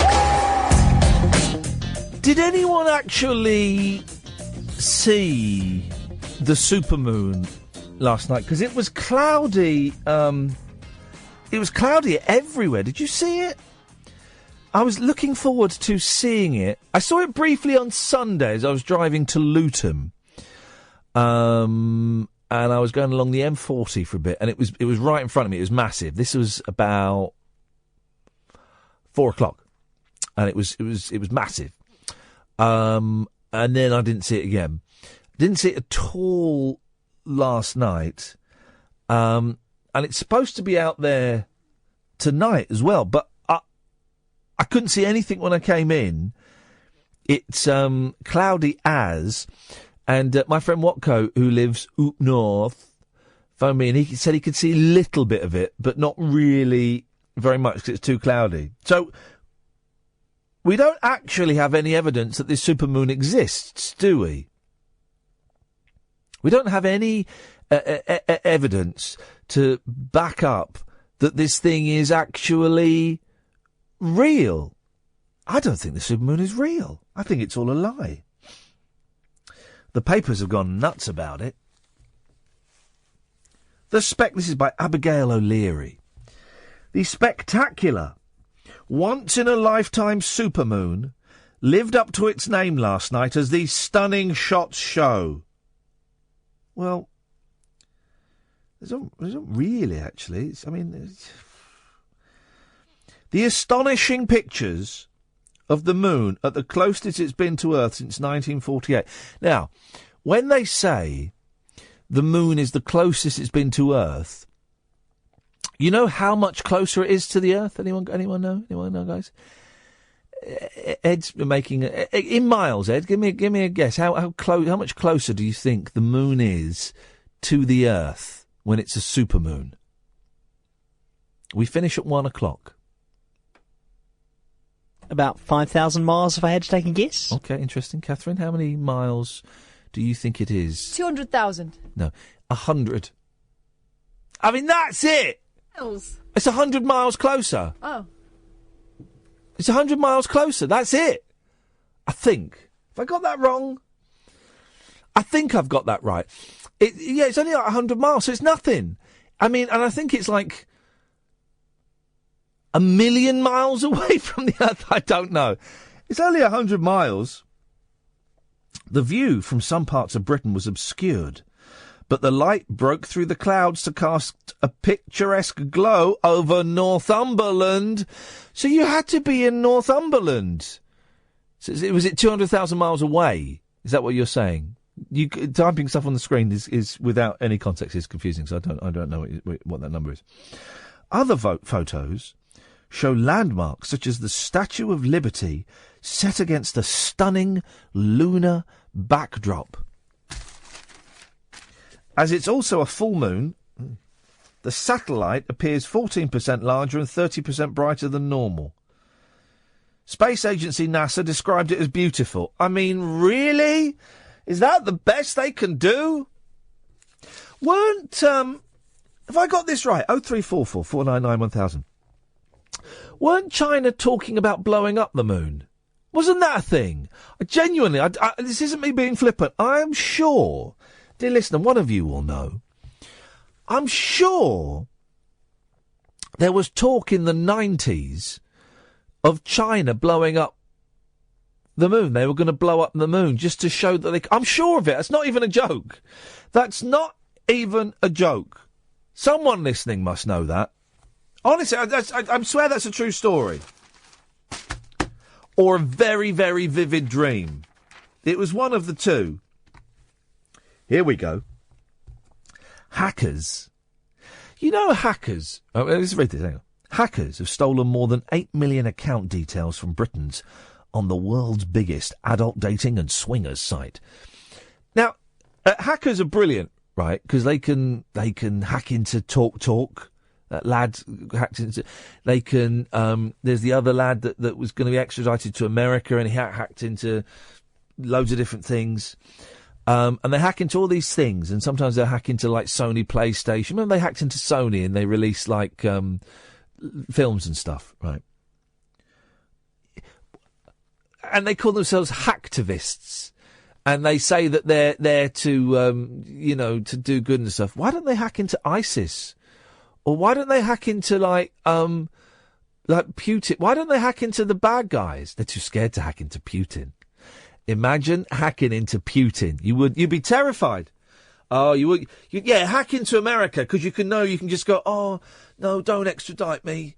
Oh, no, don't extradite me, because I might kill myself. No, don't. Well, you shouldn't have done it, Hack into Putin, guys. You think you're tough? Hack into that. Hack into Russia. Hacktivision straight into China. You wouldn't dare. Instead, they spend their time hacking into swingers' sites. Oh, jeez. What good does that do? More than 412 million friend finder networks have fallen victim to the world's largest ever data breach. The hack has exposed, cheeky, members' email addresses, passwords, dates of last visits, browser information, and other things. The US-owned firm runs adultfriendfinder.co.uk, which says, search for adult friends, swingers, swingers. Oh God, I cannot think of anyone I would least like to have sex with than a swinger. One night stands, casual sex. These are all saying the same thing. Adult chat and local sex. Local sex. There we go. Who wants to travel for sex? I want local sex. Although passwords were encrypted, hacking site leaked source managed to crack 99%. One UK member, boy, oh boy. One UK member A 37-year-old father of 2 from Goole, East Yorks, said, I joined after I separated from my wife. I was having a tough time, thought it'd be an easy way to fulfil my needs without committing. I love local sex. I didn't meet anyone through it, but it's worrying to think my information's now available to others. Members who pay up to £15 a month can detail highly personal sexual preferences. It's estimated of 8.6 million UK accounts, stretching back 20 years, 3 million are active. Okay. It also runs penthouse.com and stripshow.com. What happens there? Vice President and Senior Counsel Diana Ballou said, FriendFinder has received a number of reports I can't do her voice. Regarding potential security vulnerabilities. While a number of these claims proved to be false extortion attempts, we did identify and fix a vulnerability related to the ability to access source code through an injection vulnerability. What? She's literally just put as many abilities in there as possible. Let's just listen to that again. We did identify and fix a vulnerability related to the ability to access source code through an injection vulnerability. WTF? If you're following this, you got one ahead of me. The incident, the second in 2 years, this shows what idiots these hackers are, right? Is the biggest. Do you know what the biggest hack was? This is the biggest in 2 years. So the biggest hack previous to this was in 2013. The incident, the second in 2 years, is the biggest since the 2013 leak of 359 million MySpace users' details. In 2013, you absolute prunes! If you go to MySpace, it's like walking through a graveyard. It's like a ghost town. They've not got my MySpace login. Good. I'll buy off them because I don't know what my MySpace login is. I haven't got a clue. I've literally not signed into MySpace for 12 years. Last year...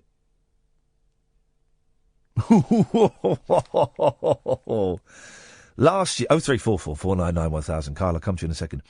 Last year, 3.9 million adult Friend Finder members had details leaked, including those who told the site to delete accounts. Of those, 27,000 were UK-based, with 1 woman to 16 men. 0344 499 1000. This is Talk Radio. Late night, Iain Lee on Talk Radio. We'll get you talking. Let's go to Kyle. Evening, Kyle. Evening, boss. You all right? All right. Thank you very much indeed. What you got for us? Cool. Well, a couple of bits, really. I was just listening to your piece you've just done about the app being hacked or whatever. Yes. You did a woman's voice. You said, "Oh, I can't do that." But before that, yes, you did another accent. Now, you're a very talented voiceover man. I've heard you. You know, when cats do the daftest things. Yeah. Yes. But have a look at this cat. He thinks he's about to jump on a wall. But if you watch out, there he goes. New series of that coming soon. That's what I say. You're clearly talented, but your accents veer over the place. They really do. What do you mean? Well, what was the accent you did for that piece you've just read? What do you mean? You went up and down the country by the M6. Right, you do an accent then, apart from the silly one you're doing now. Well, you've got to give me something to... Well, all right, how about this? What accent do you want me to try and do? New York Bronx. Well, I can't do New York Bronx. Hang on a minute. What accent do you want me to do? New York Bronx. Oh, I can't do New York Bronx. What are you talking about? I can't do that. What are you talking about? See, what was that accent? Yours. There's nothing like me. There's nothing like me. Oh, you great big nana. Oh, right, anyway. Ooh, I could crush a grape. No, I'm not Steve bloody Francis, am I? I could wrestle an Action Man. I could ride a My Little Pony. That was one that he didn't use very often, but he did use it. He did use it. Anyway, in 2010... Chinese to blow up the moon. Chinese to blow up the moon. I'm right! The Chinese were going to blow up the moon, weren't they? Yes, they were. They were going to do it to destroy America's agriculture. Can I just say, thanks, Catherine, for giving me the funny look. I know what that look means. That look means, oh, why are you doing a little piece like that just to get calls by making up nonsense? It was a true story. I was right. Apology accepted. So tell us about the Chinese, Kyle, and why they were going to blow up the moon. Do the accent. Don't! No, it's a bit racist. It says, obviously I'm skipping through it, Chinese astrophysicist Chang Wang. The moon's strong gravitational pull... Isn't that what Wayne used to say in Wayne's World when he had an erection? Chang Wang! Wang! I know, he said swing, didn't he? Swing. Not Chang Wang. No. But no, that's it, basically. They're going to... They bottled it. They bottled it. Well, yeah, they're going to send nuclear warships to take out the moon. China? It was. China, if you're listening... China. Blow up the moon if you dare, China. You wouldn't dare, you cowards. Are you offering China out on your radio show? Totally, mate. Why not? Let's think. We got to think big. So, yes, I'm asking China to step outside. Oh, do you want me to hold the car, or...? You can hold my Chang Wang. Lovely. I think that was it, unless you got to mock my accent again. Yep, I'm going to cut you off.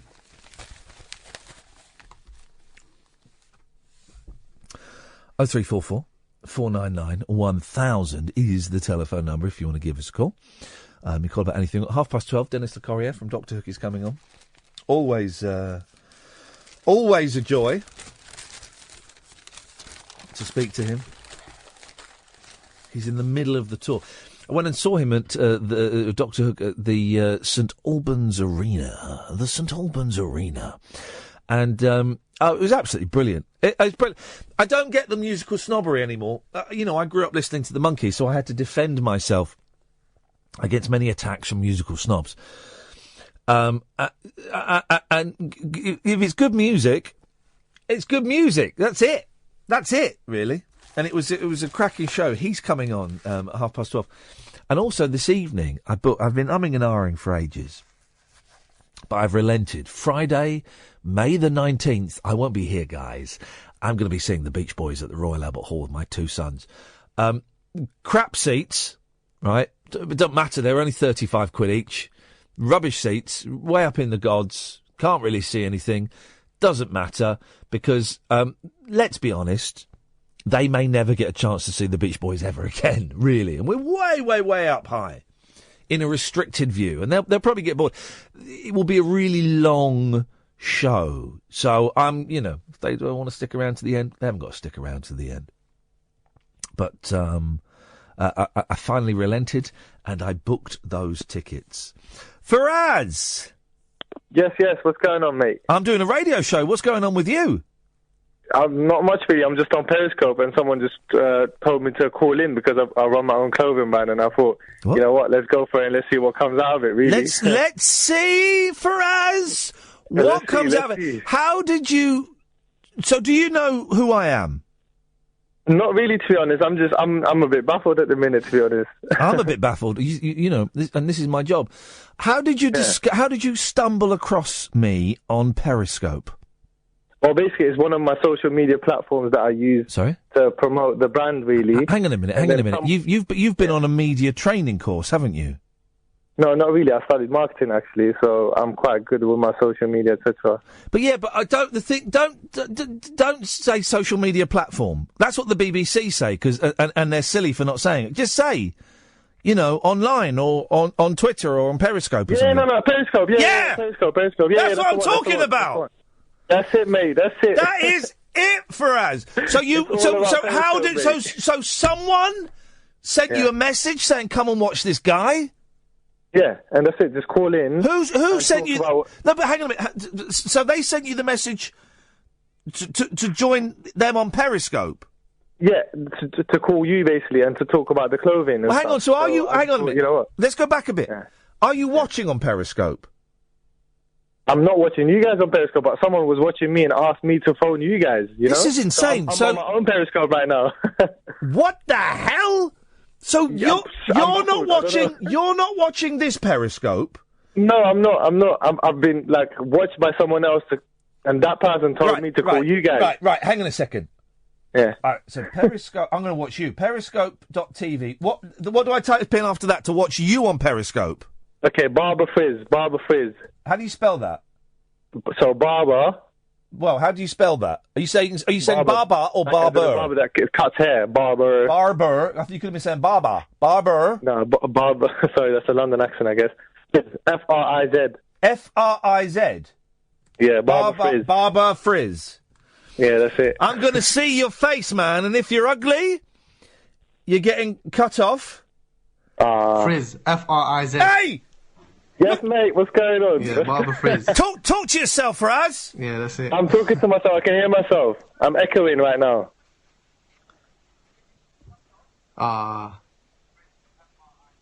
Yes, mate, what's going on? Okay, I'm a bit delayed, aren't I? It's not really live. I'm echoing right now. Hey, am I still talking to myself? Yes, shout out to myself, shout out to Barber Frizz, shout out to all my people from North West London. Hey, gang. Hey, everyone go follow his clothing, RIZK Clothing, go follow that guy. Shout out to myself, shout out to Barber Frizz, shout out to all my people from North West London. Hey, gang. This is funny. Hey, everyone go follow his clothing, RIZK Clothing, go follow that, guys. Am I just speaking to myself right now? This is mad. Hey, this is funny. And also, guys, you see the hat that I'm wearing on Periscope right now? Am I just speaking to myself right now? This is mad.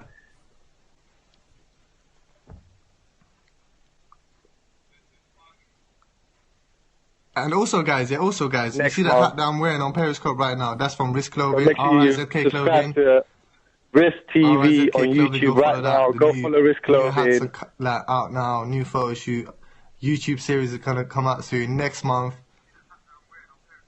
So make sure you subscribe to Risk TV on YouTube. You've got 5 viewers. Faraz, you've got 5 viewers. 5 viewers? On my Perry. You've got 5 viewers. I've got 20 now, 23. It says on my screen you've got 5 viewers. I've got 23 on my one now. Right, I'm refreshing. Okay. You got 23. I mean, how many hats are you going to sell? Yeah. Talking to 23 people.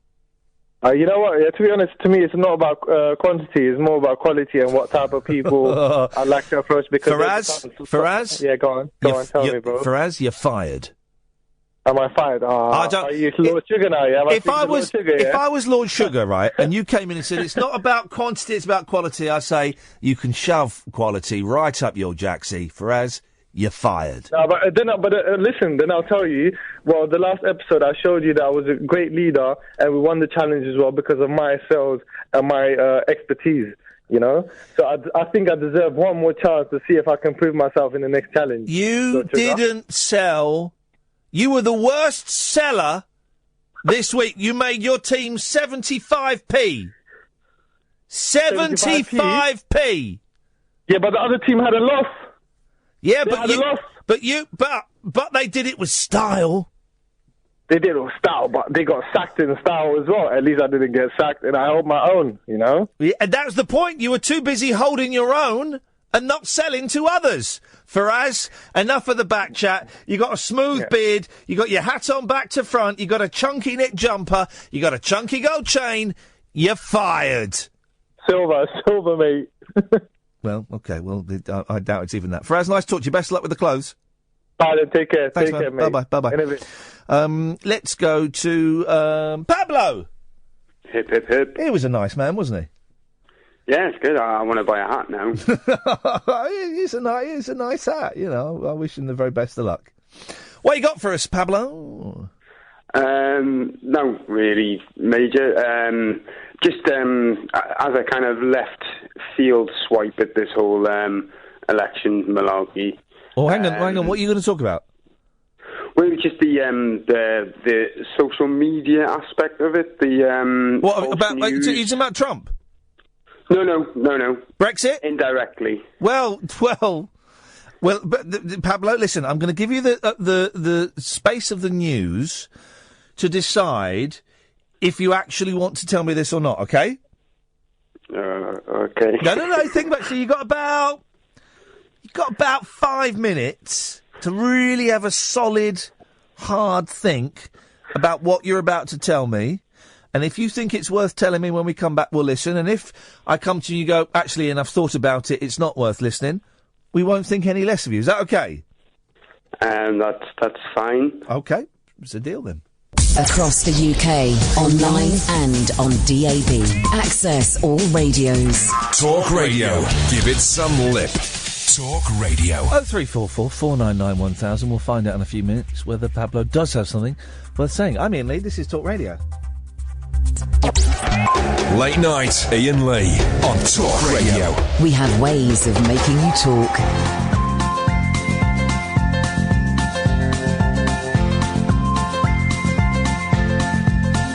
There's a voice that keeps on calling me. Down the road, it's where I'll always be. Every stop I make a new friend. Can't stay for long, just turn around and I'm gone again. Maybe tomorrow I'll wanna settle down. Until tomorrow I'll just keep moving on. Down this road that never seems to end. When new adventure lies just around the bend. So if you wanna join me for a while, just grab your hat, come travel light, that's old style. Maybe tomorrow I'll wanna settle down.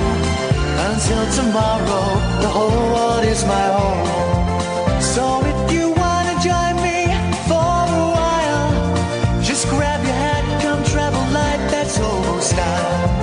Maybe tomorrow I'll wanna settle down. Until tomorrow I'll just keep moving on.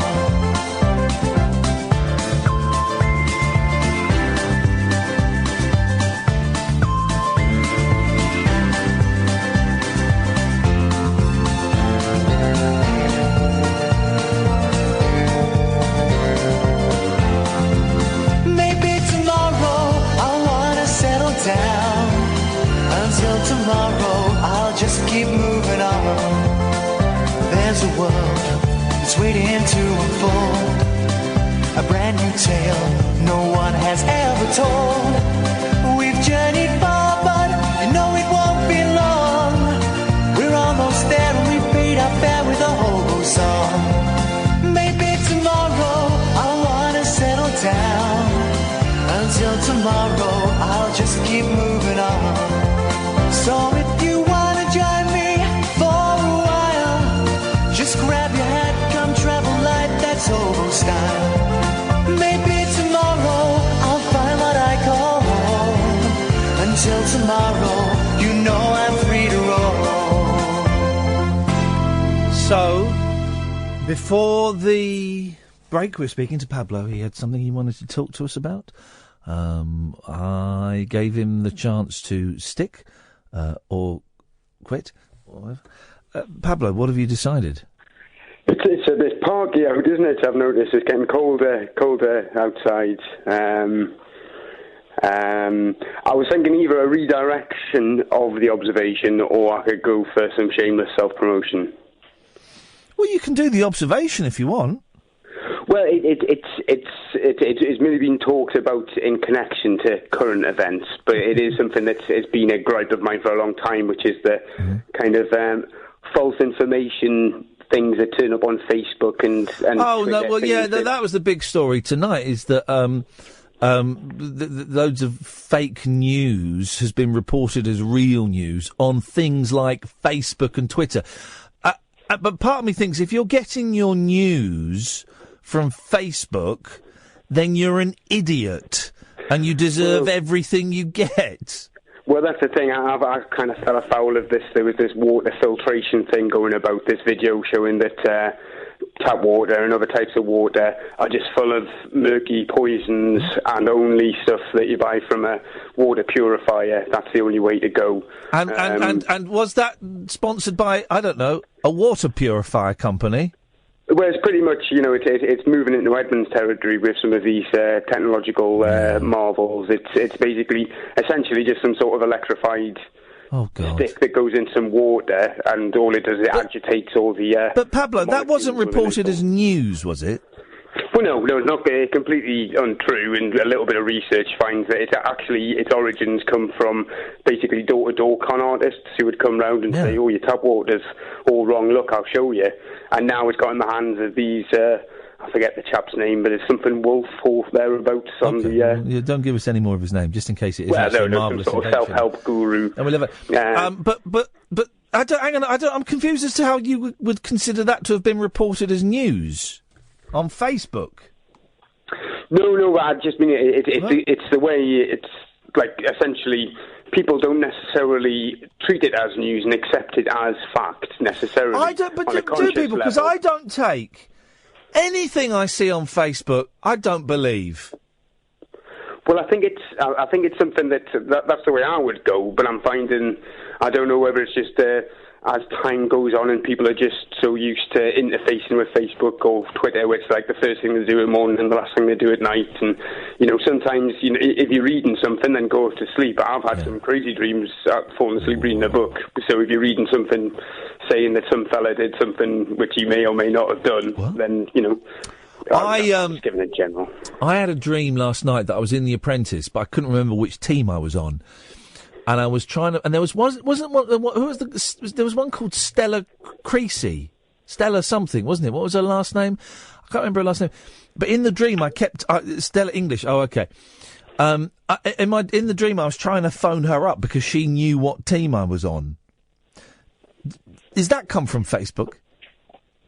I don't know. Are you following The Apprentice on? This week I'm trying to be to not post negativity on Twitter. Right, I'm going to do it to the end of the show on Friday and see how we get on. But it doesn't mean I'm going to post kind of fake. I posted a morning, and I posted a picture of Record Collector magazine because I bought it and I was excited. But I'm not going to. Kind of posts, hey, this cold weather's lovely, I love it. I'm not going to do any of that. I'm going to, genuinely post positive things when I feel them. When I say not negative things, I think if I'm feeling ill, I might say I'm feeling ill. What I kind of mean is, I'm not going to post mean things. That's it. That's a better way of saying it. I'm not going to post mean things. You're not going to put out negativity. Well, per se. I think so. But if I were to wake up and if I were to post, I'm feeling depressed today, would that, as a blunt example, would that be counted as negativity? Well, no, because the best thing you can do with depression or if you're feeling down is to share that so people can help you through it. If you're feeling it, if you're suffering in silence, then that's not the way to go, is it? Okay, that's interesting. But I'm certainly not going to post, rude things about people. And I've muted. Well, I blocked some people who were just being very mean about a friend of mine, and I asked them to keep me out of it, and they sort of obliquely put me in it, and so I blocked them. I've muted quite a few people. Now, dear listener, please don't tweet me asking if if you're one of the people that's been muted, because I won't reply to any of them, because that would be unfair. If someone sent me a tweet saying, have I been muted? And I replied and went, no, of course not. Then that would be unfair on if someone who had been muted sent me a tweet and I didn't reply to it. So I'm just trying to clear my front garden, my metaphorical share of the sidewalk. Do you know what I mean, Pablo?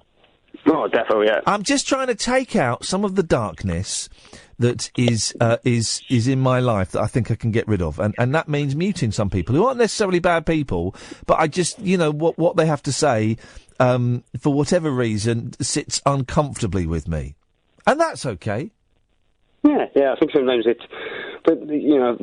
kind of falls back on the same thing, even if you're not engaging in it. Sometimes if you're just seeing this stuff on a day in, day out basis, it has an effect on you.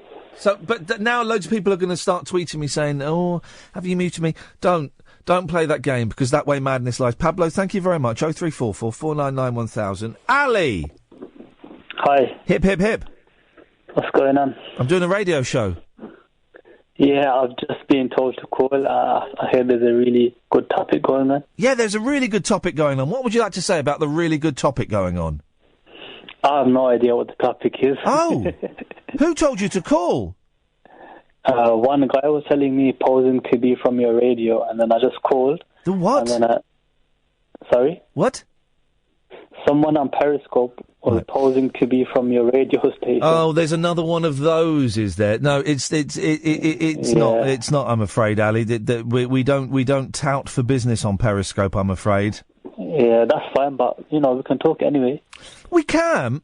What do you want to talk about? Whatever you want to talk about. Just choose a topic. Well, you called in. Let's talk about Trump. But why do you don't want to talk about Trump, really, do you? No, I can't think of a topic to talk about. No, exactly, and thank you, Ali, because that sentence there sums up the state of British phone-in radio. Definitely. You don't want to talk about Trump, but you can't think of anything else to talk about. And that's what all the producers and all the presenters and all the speech-based radio stations have been thinking for the last 5 days. I don't want to talk about Trump, but I can't think of anything else to say. There's loads of other things to talk about. What did you do? What did you do this weekend, Ali? The weekend just gone. I was just doing a couple of essays for my uni.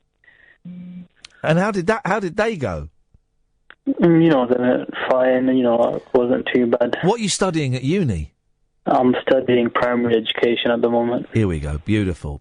So what, teaching primary school kids, yeah?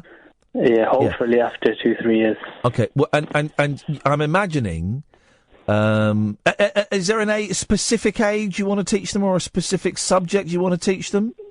Well, in primary school, the one teacher teaches mostly everything. Yeah. For IT, you have different teachers, but generally speaking, maths, English, science, a lot. I want to teach, year 3s to year 6. Why primary school? The reason being that after, research, I found out that there's a high demand for male primary school teachers. Yeah, it's true. There's plenty of males in secondary schools, and one thing that I kind of realized is that primary school students and secondary school students have a different mindset with regards to respect to the teacher as well. Yeah. And it's at primary school when they develop these things, if they mess about a lot in primary school, they'll end up with the bad bunch in secondary school. So what I wanted to do is, work with them as well while they're in primary school, so that when they are ready for secondary school, they're not with that bad crowd. You can teach my kids. With an attitude like that, you can teach my kids, definitely. About 8 years ago, Ali, 7 years ago, and I was working at another radio station, it was then called Virgin, and then it became Absolute. And I was only doing one show a week, right? Mm-hmm. And I found it very unfulfilling. And I looked at jacking all this in to become a primary school teacher. I went to an evening, I had an open evening in a primary school, and I went with the hall full of men, and we were told why, the same thing, that there are hardly any men in primary schools. And they were really desperate to try and get men to teach in primary schools. And I went and I filled in all the forms, and I got in touch with the primary school, and I went and sat in with them for a day, and I sat in on the lesson, and I helped the kids make stuff, and I went and watched an assembly, and I sat in the staff room with the teachers and all of this stuff for a whole day. And I was really up for it, and I had to get, if I was going to do it, I had to get the forms in, I think, by the end of August, and I had to have done like 5 more days or 4 more days of sitting in and helping out and stuff like that. And it was a male headmaster, and he was really, really keen. And then, as I was weighing it up, really weighing it up.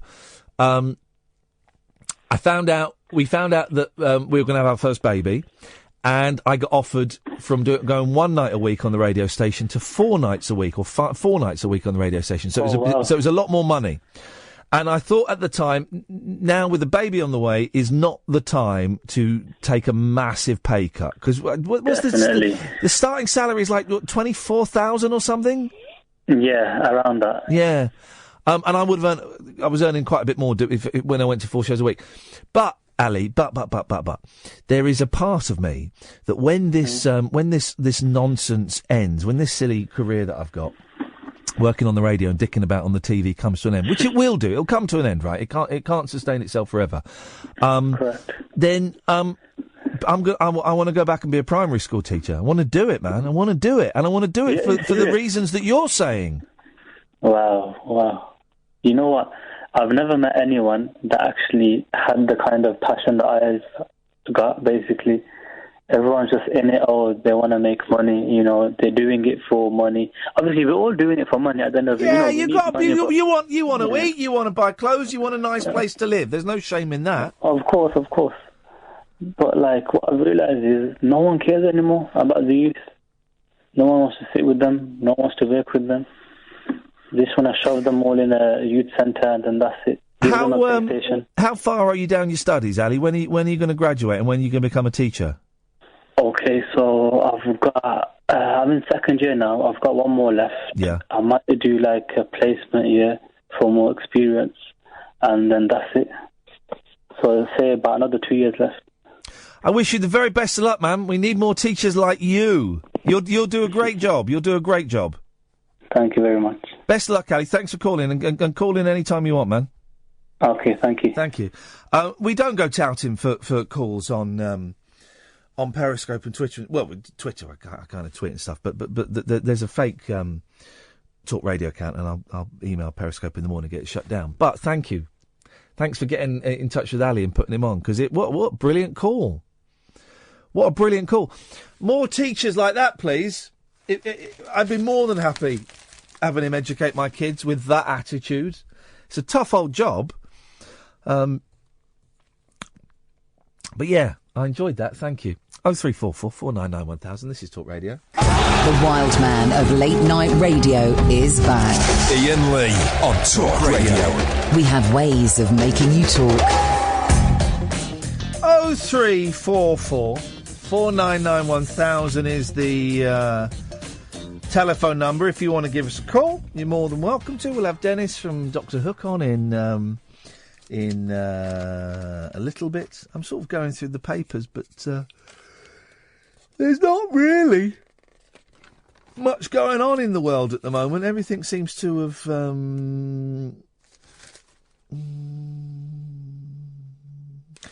everything seems to have sort of ended news-wise. There's not. Let's not look in the Daily Mail. Actually, it's a hateful paper, isn't it?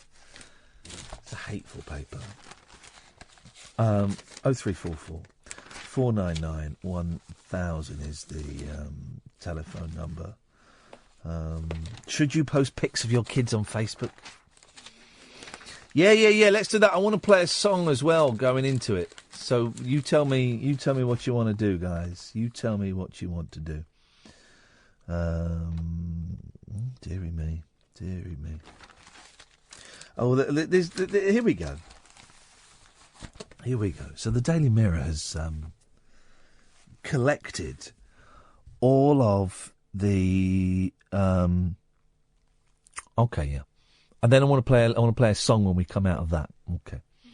They've collected all of the Christmas adverts together. Because I don't really watch TV, I'm not really aware of them. I'm deliberately not watching the John Lewis ad.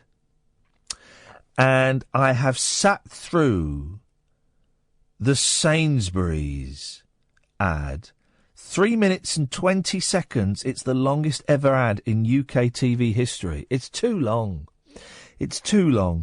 And not really a fan of it. And all these other...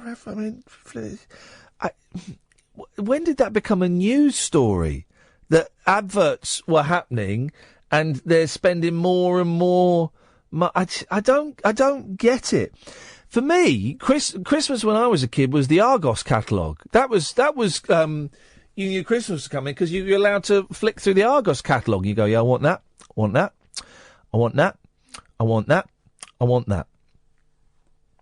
Now it's whenever the bloody John Lewis advert comes on. I don't get it. I don't get how that has become part of our Christmas tradition. Oh, John Lewis adverts on. Nearly Christmas. And it becomes a big thing. I mean, it's genius on the part of John Lewis that they've managed to harness so much hype around an advert as though it's a mini masterpiece. Speaking of mini masterpieces, I've got tickets to go and see their Fabulous Beasts on Saturday. Saturday, 2:00. Me and the boys, we're going to go and watch Fabulous Beasts, and I am prepared to be utterly, utterly terrified by the whole thing. That's going to be fun. Listen, Dennis Locorriere from Doctor Hook is coming up in a minute. We can play some ads and we'll play a song that he played at his concert that I'd forgotten about. It's a blinding song.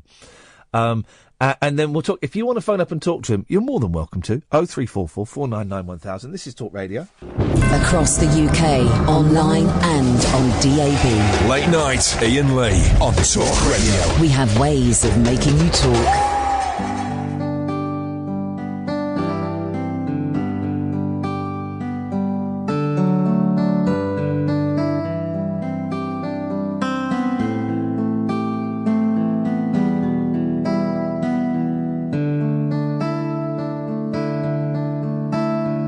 Sometimes I expect a little too much.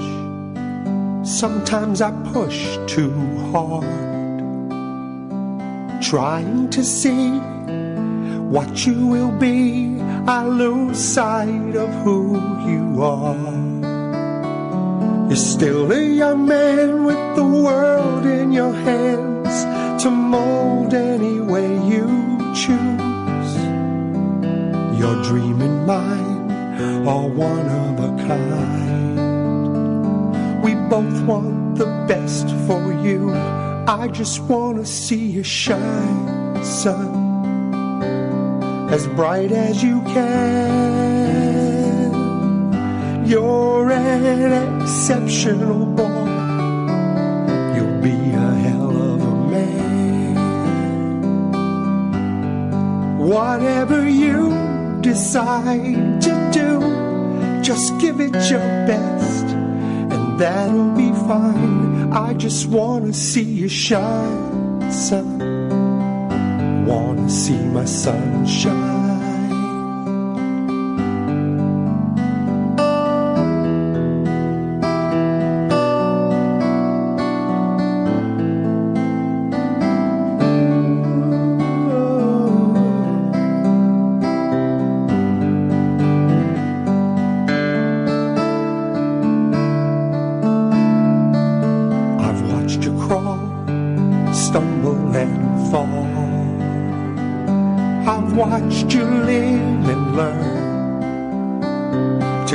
And to take, and how a heart breaks, and how our lives twist and turn.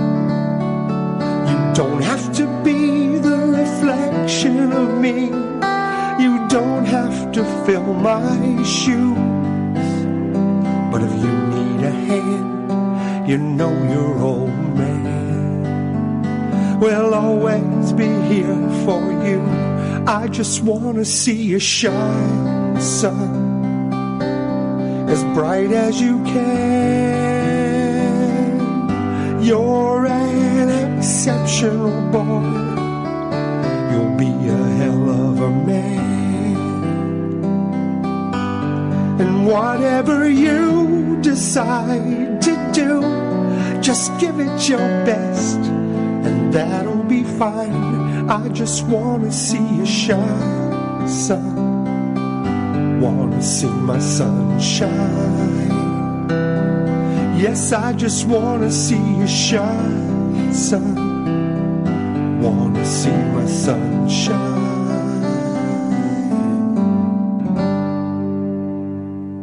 That'll do, won't it? That'll do. Hang on, it's going to go into another song. Look how slick I am. I can stop it. That's Dennis Locorriere. Evening, Dennis. Hello, how are you? I'd forgotten about that song, and then you played it at your pop concert the other night, and I was reminded that it's stunning. Yeah, thank you, man. You know, what's really nice about that is that, and really nice that you played it, is because, I'm doing like wall-to-wall popular, well-known songs, and I'm sticking that in the middle of the show, just me and a guitar, and people are really asking me about it. You know what I mean? It's not fading in the middle of the hits, and I think that's lovely. It's great. It's a good song, and you've done some solo albums, but I'm making up that because they were under your name and not under the Dr. Hook banner, that they didn't sell anywhere near as much as the Dr. Hook stuff. No. And, believe me, if I was waiting for that opportunity to come along, I wouldn't have put out any solo albums because, Hook had the might of CBS, Sony, and then Capitol, EMI. I mean, we had some power. My albums came out on, it might as well have been Dennis Records, And also, do you know, interestingly, I was talking to Francis Rossi the other week, right? And his new album, I think it went in at like number 6 in the charts. And I sort of leant over to him, I said, but that's not sold that many these days. He went, records don't sell anything. He wouldn't tell me how much he'd sold, but it was less than 20,000 copies he'd sold to get to number 6 in the charts. Yeah, no, I know. Man, I tell you what, you have to be doing it for your own reasons these days. You really do. I mean, I'd like to make a little money here. I probably lost more money on Dr. Hook than I've ever made, so I'd like to make a little of it back here. But believe me, man, if it was just about that, at this point in my life, being on the road and being away from home, there's not enough money in the world. Have me and Kath came and saw you at St Albans the other day, and it's not a particularly attractive venue, if I'm completely honest. It's quite square when you're sat in the audience. Well, also they call it an arena. Yeah, I know. You expect 25,000 people to be in there, and it was like I expected at least a good bullfight or something. But it was a cracking show, and since then I've just been kind of going. I've had a bit of time on the computer. I've been going on YouTube and looking up, your baby photos, and I've been reading bits and pieces. Tell me the story I didn't know, right? About how you got the record deal, and you were was it Clive Davis's office you were in, and one of you was banging on boxes and stuff? Yeah. I mean, that was pretty much the story. We, the producer we had at the time, we did a film. We did a film with Dustin Hoffman that Shel Silverstein wrote the music for, which was my impetus for staying around anyway at that point.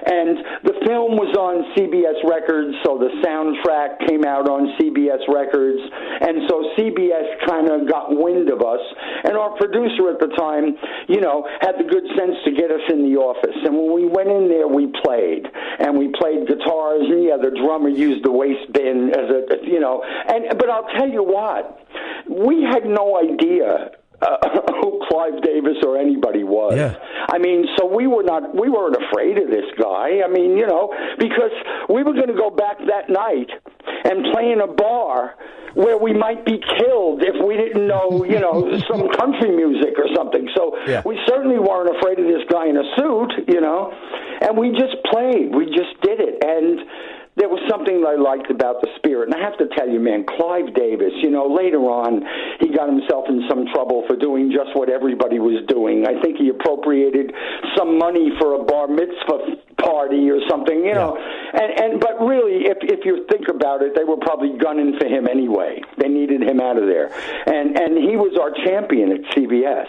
I mean, Sylvia's mother came out, and he loved that record. And when it first came out, it went to number 99 in the top 100 and fell off. And we celebrated. We went, whoa, number 99. And he worked that record till it was number 1. And then cover a Rolling Stone, which didn't even sound like the same band. He liked that as well. And even though it said Cocaine Katie and we take all kind of pills, and a lot of major stations in the States didn't want to play it, or the BBC, to tell you the truth, he worked that record to number 2. So for me, that was a stand-up guy, and I felt a little bad about rolling his carpets back years later. Can I read you some poetry? Yeah. White ones, black ones, yellow ones, red ones, necrophiliacs looking for dead ones, the greatest of the sadists, and the masochist too, screaming, "Please hit me, I'll hit you." Now, that I've forgotten about that song as well, and you played that in at Freaking at the Freakers Ball. It is filthy, but it's hilarious. I'll tell you what, just to my credit, and I don't do this a lot, I played it just before Shine Sun. Those are my 2 solo numbers. It was beautiful. So, hey, when you talk about a bullfight, am I ready or am I ready? That's brilliant. That's Shel Silverstein, man. Oh, it's hilarious. I've said this to you before. What I love about singing Shel's songs is that you can recite them and get a response. Yeah. You can read the lyrics to the Ballad of Lucy Jordan to someone who's paying attention, and they'll go, "Damn, does she jump?" I mean, it evokes something in people, and that's what I love about it. That's what I love, because it's not just playing, saxophone solo. There's real lyrics there. Do you, I make up? Well, no, I don't make up. I can tell you enjoy doing it still, don't you? Because you've got, you as well as singing the songs and still having the fantastic voice and all of that, jazz. You're very watchable. You're highly watchable. Do you know what I mean? Well, I do like doing it. When I'm doing it, I like doing it. Before a tour, Ian, before a tour, and I mean months before a tour, I lay in bed, and you could slip a phone book between me and the mattress, my friend, because I just hover, okay? And I lay there, and I try to think about the entire tour. And it makes me crazy. I sweat. I say, why am I doing this? I mean, I can't. I'm not half the man I used to be. Yeah, isn't that funny? I wrote a poem. I think I told you it in the dressing room, right? And it exactly sums up everything. And it says, sometimes I feel like a rock star with rivals half my age. And sometimes I feel like a silly old fool leaping around the stage. And I bet you Mick Jagger thinks that too. Yeah. I mean, but it's just a thing, man. I don't like being on the road. I mean, because and I've said this before, and you can't whinge to people who wish they were on the road. Yeah, of course. And living in hotels and have room service, But, I sit in a car, I sit in a hotel, I sit in a dressing room, then I have 2.5 hours to be fabulous, and then I sit the hell down again. And that's the road.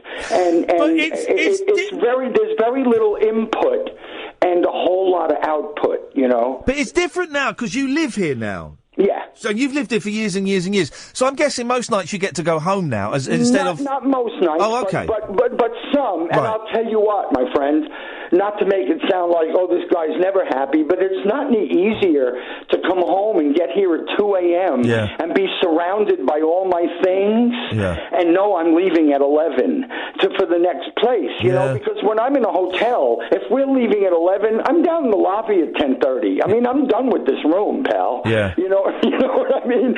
And I usually fall asleep, a couple of hours after I get back to the room because I just faint dead away out of sheer boredom. But when I'm home, I have books, I have my DVDs, and I wind up being up till 6 and think, oh my God, I have a show tonight.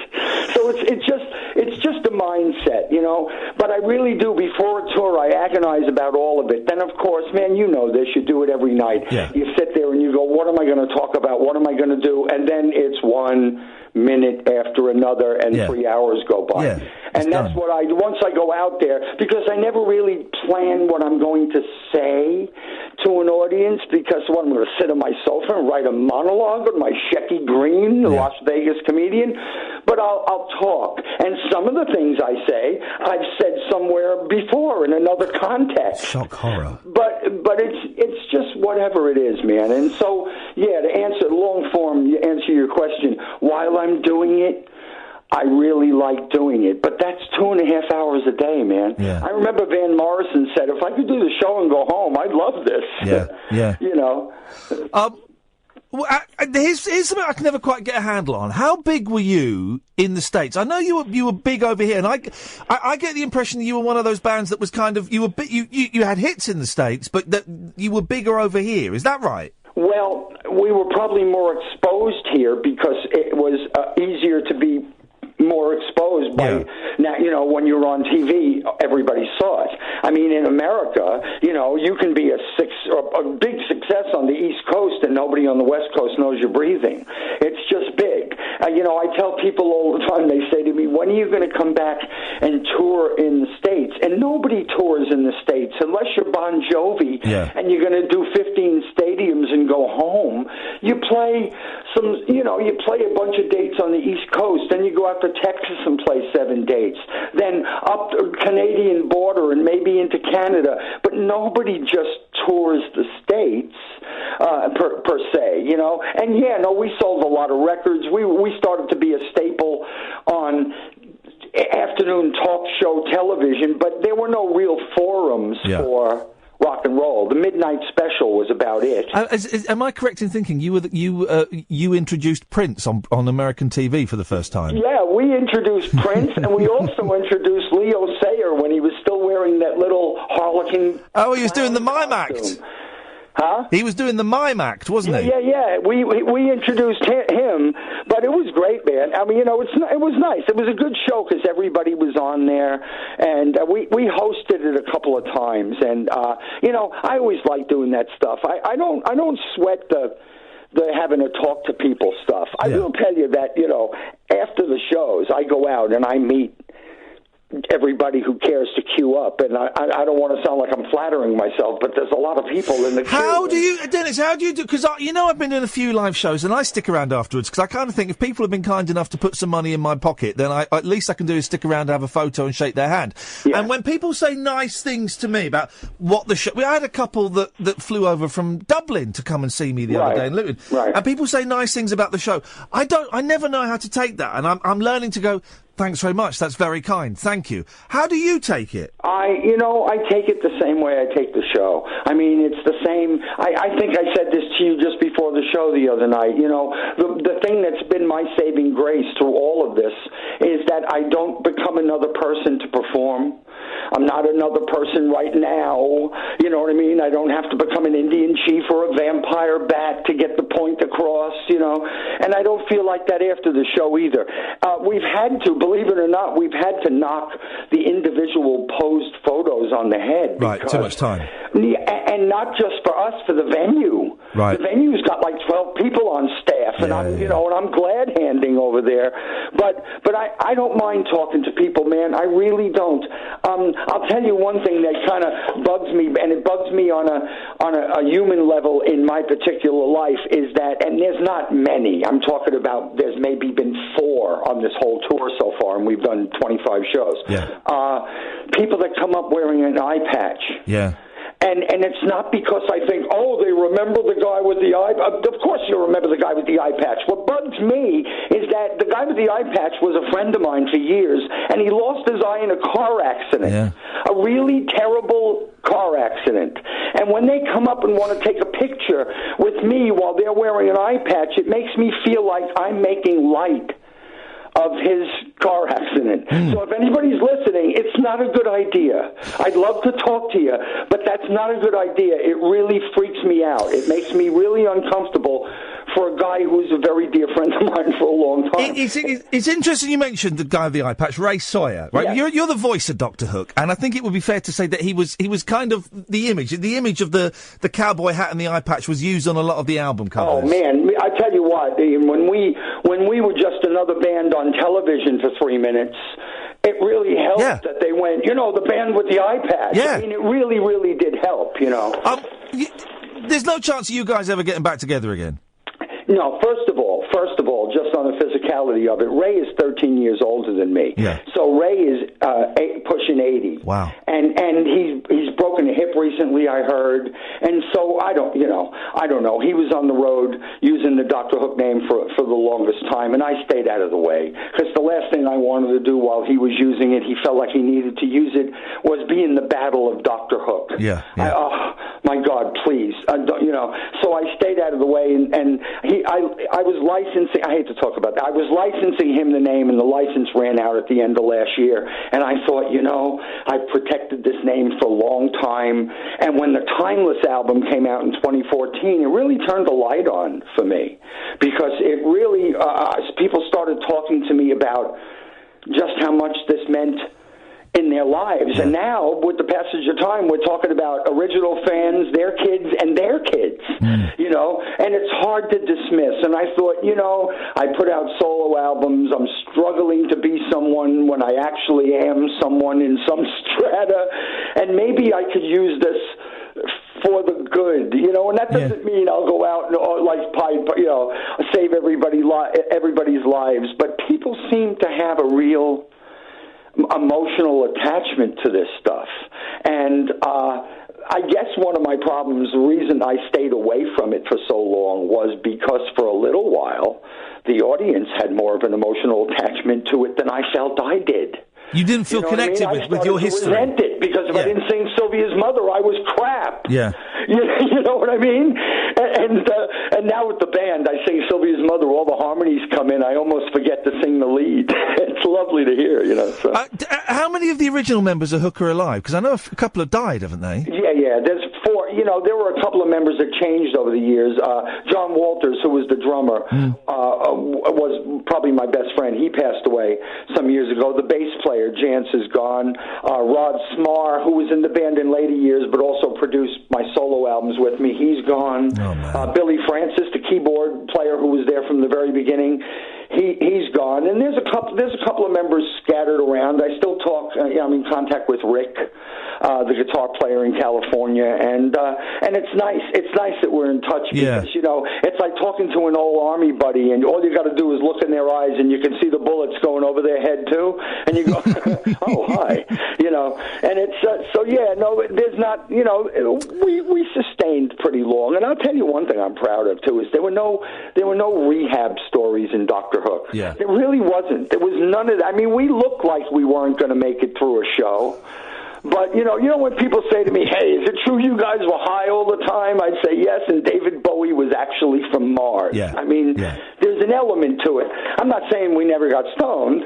I'm just saying that, the drunk on the high wire, if he was really drunk, he'd do the show once. There's a nice tweet from Matt from when I was playing that song, Shine Sun. It says, this song is making a 41-year-old father well up. Wow. And it's good. And it's a song that I'd heard before. I heard it a few years ago, and it didn't really click with me because I didn't have my boys.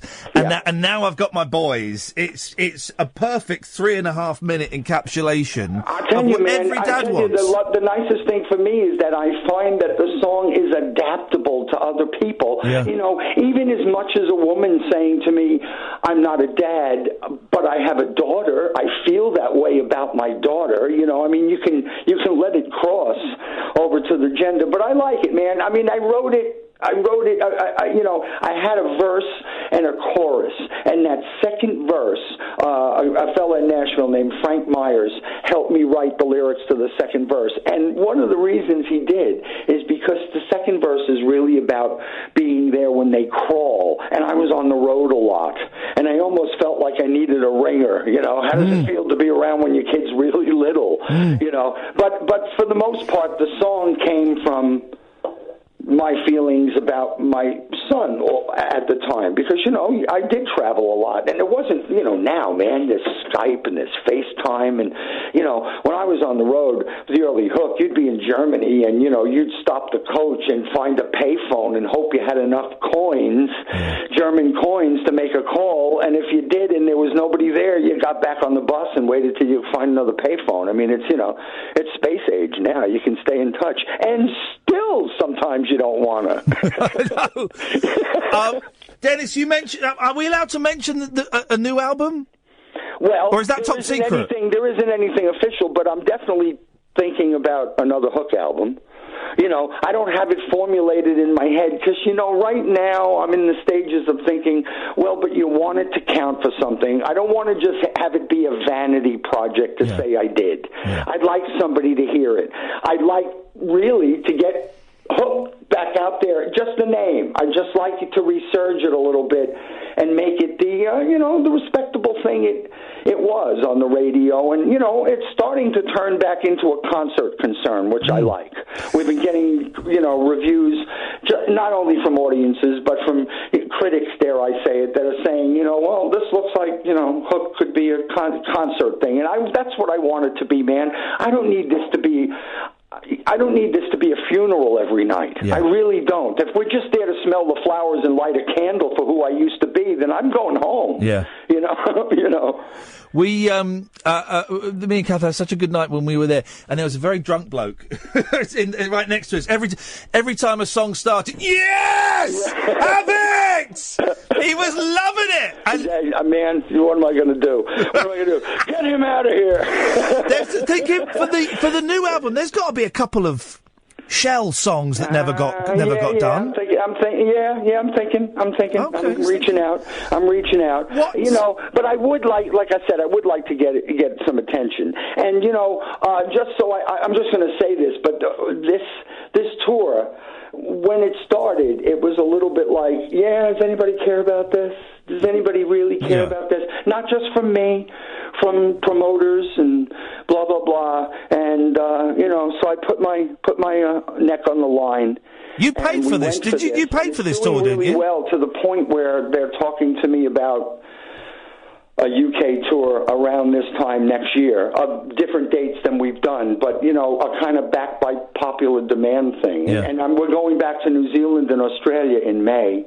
Because the last time we were in both places, it sold out. And, what am I going to do? Am I going to say, well, I mean, this is probably the focal point of my life. Yeah. Even when I wasn't doing it, I knew I had, And so, I don't know, I feel there's a lot of things in my life right now, because I'm an angsty kind of guy, and, I really, I can get dark, and, but what I'm trying to do now, mostly because I don't have the energy for all that other nonsense, is I'm trying to extrapolate like crazy.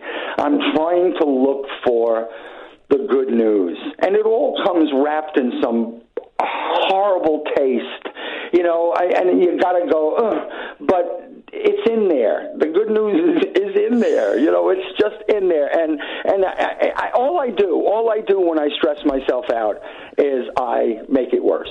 For me, for everybody around me, and so I'm just trying to go, look, this is great, man. This Hook thing is cool. I've worked for this. I've protected it. I haven't let myself go. I don't waddle out on stage and croak through the songs. I've taken it seriously. You know what I mean? I slap myself if I eat too much because I realize people are buying tickets and I'd like them to face forward. Yeah. So I do. I take it seriously. I'm never not going to take it seriously. That's why I'm very careful about what I say yes to, because if I commit to something, I'll do it for 10 years, even if I hate it, because I said yes. Dennis, we're coming out of time. Oh my God. I didn't want to talk about Hook for the whole thing. I wanted to talk about other stuff, but I'm genuinely fascinated in stuff. Can I just say, right?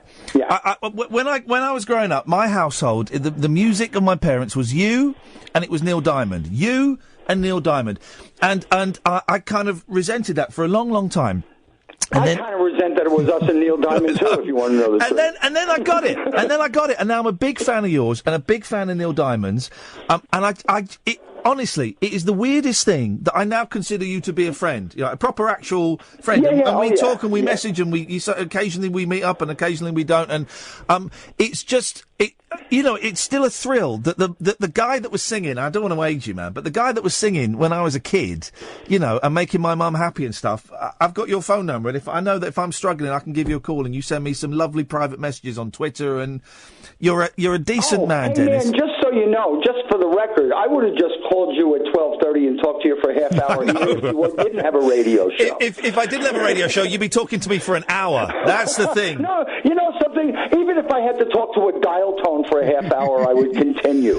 Dennis, I'm that kind of guy. I'm so pleased the tour is doing well. There are a few more dates. DennisLocorriere.com, at Dr. Hook Official if you want to see on Twitter. There are a few more dates. I think it's sold out, but there might be 1 or 2 tickets left. Yeah, no. And tell you what, even if it says sold out, look, because people go at the last minute and there's 2 tickets sitting there. Yeah. So just look. Dennis, I love you, man. Thank you, man. Hey, listen, pal, I'm around, and there's about another couple of weeks on the tour. We got a long stretch coming up, and maybe I'll talk to you out the end. You will talk to me at the end of it. Sushi is happening, Dennis. That's it. Ta-ta. Talk Radio. Dial up some dialogue. Talk Radio. We'll get you talking.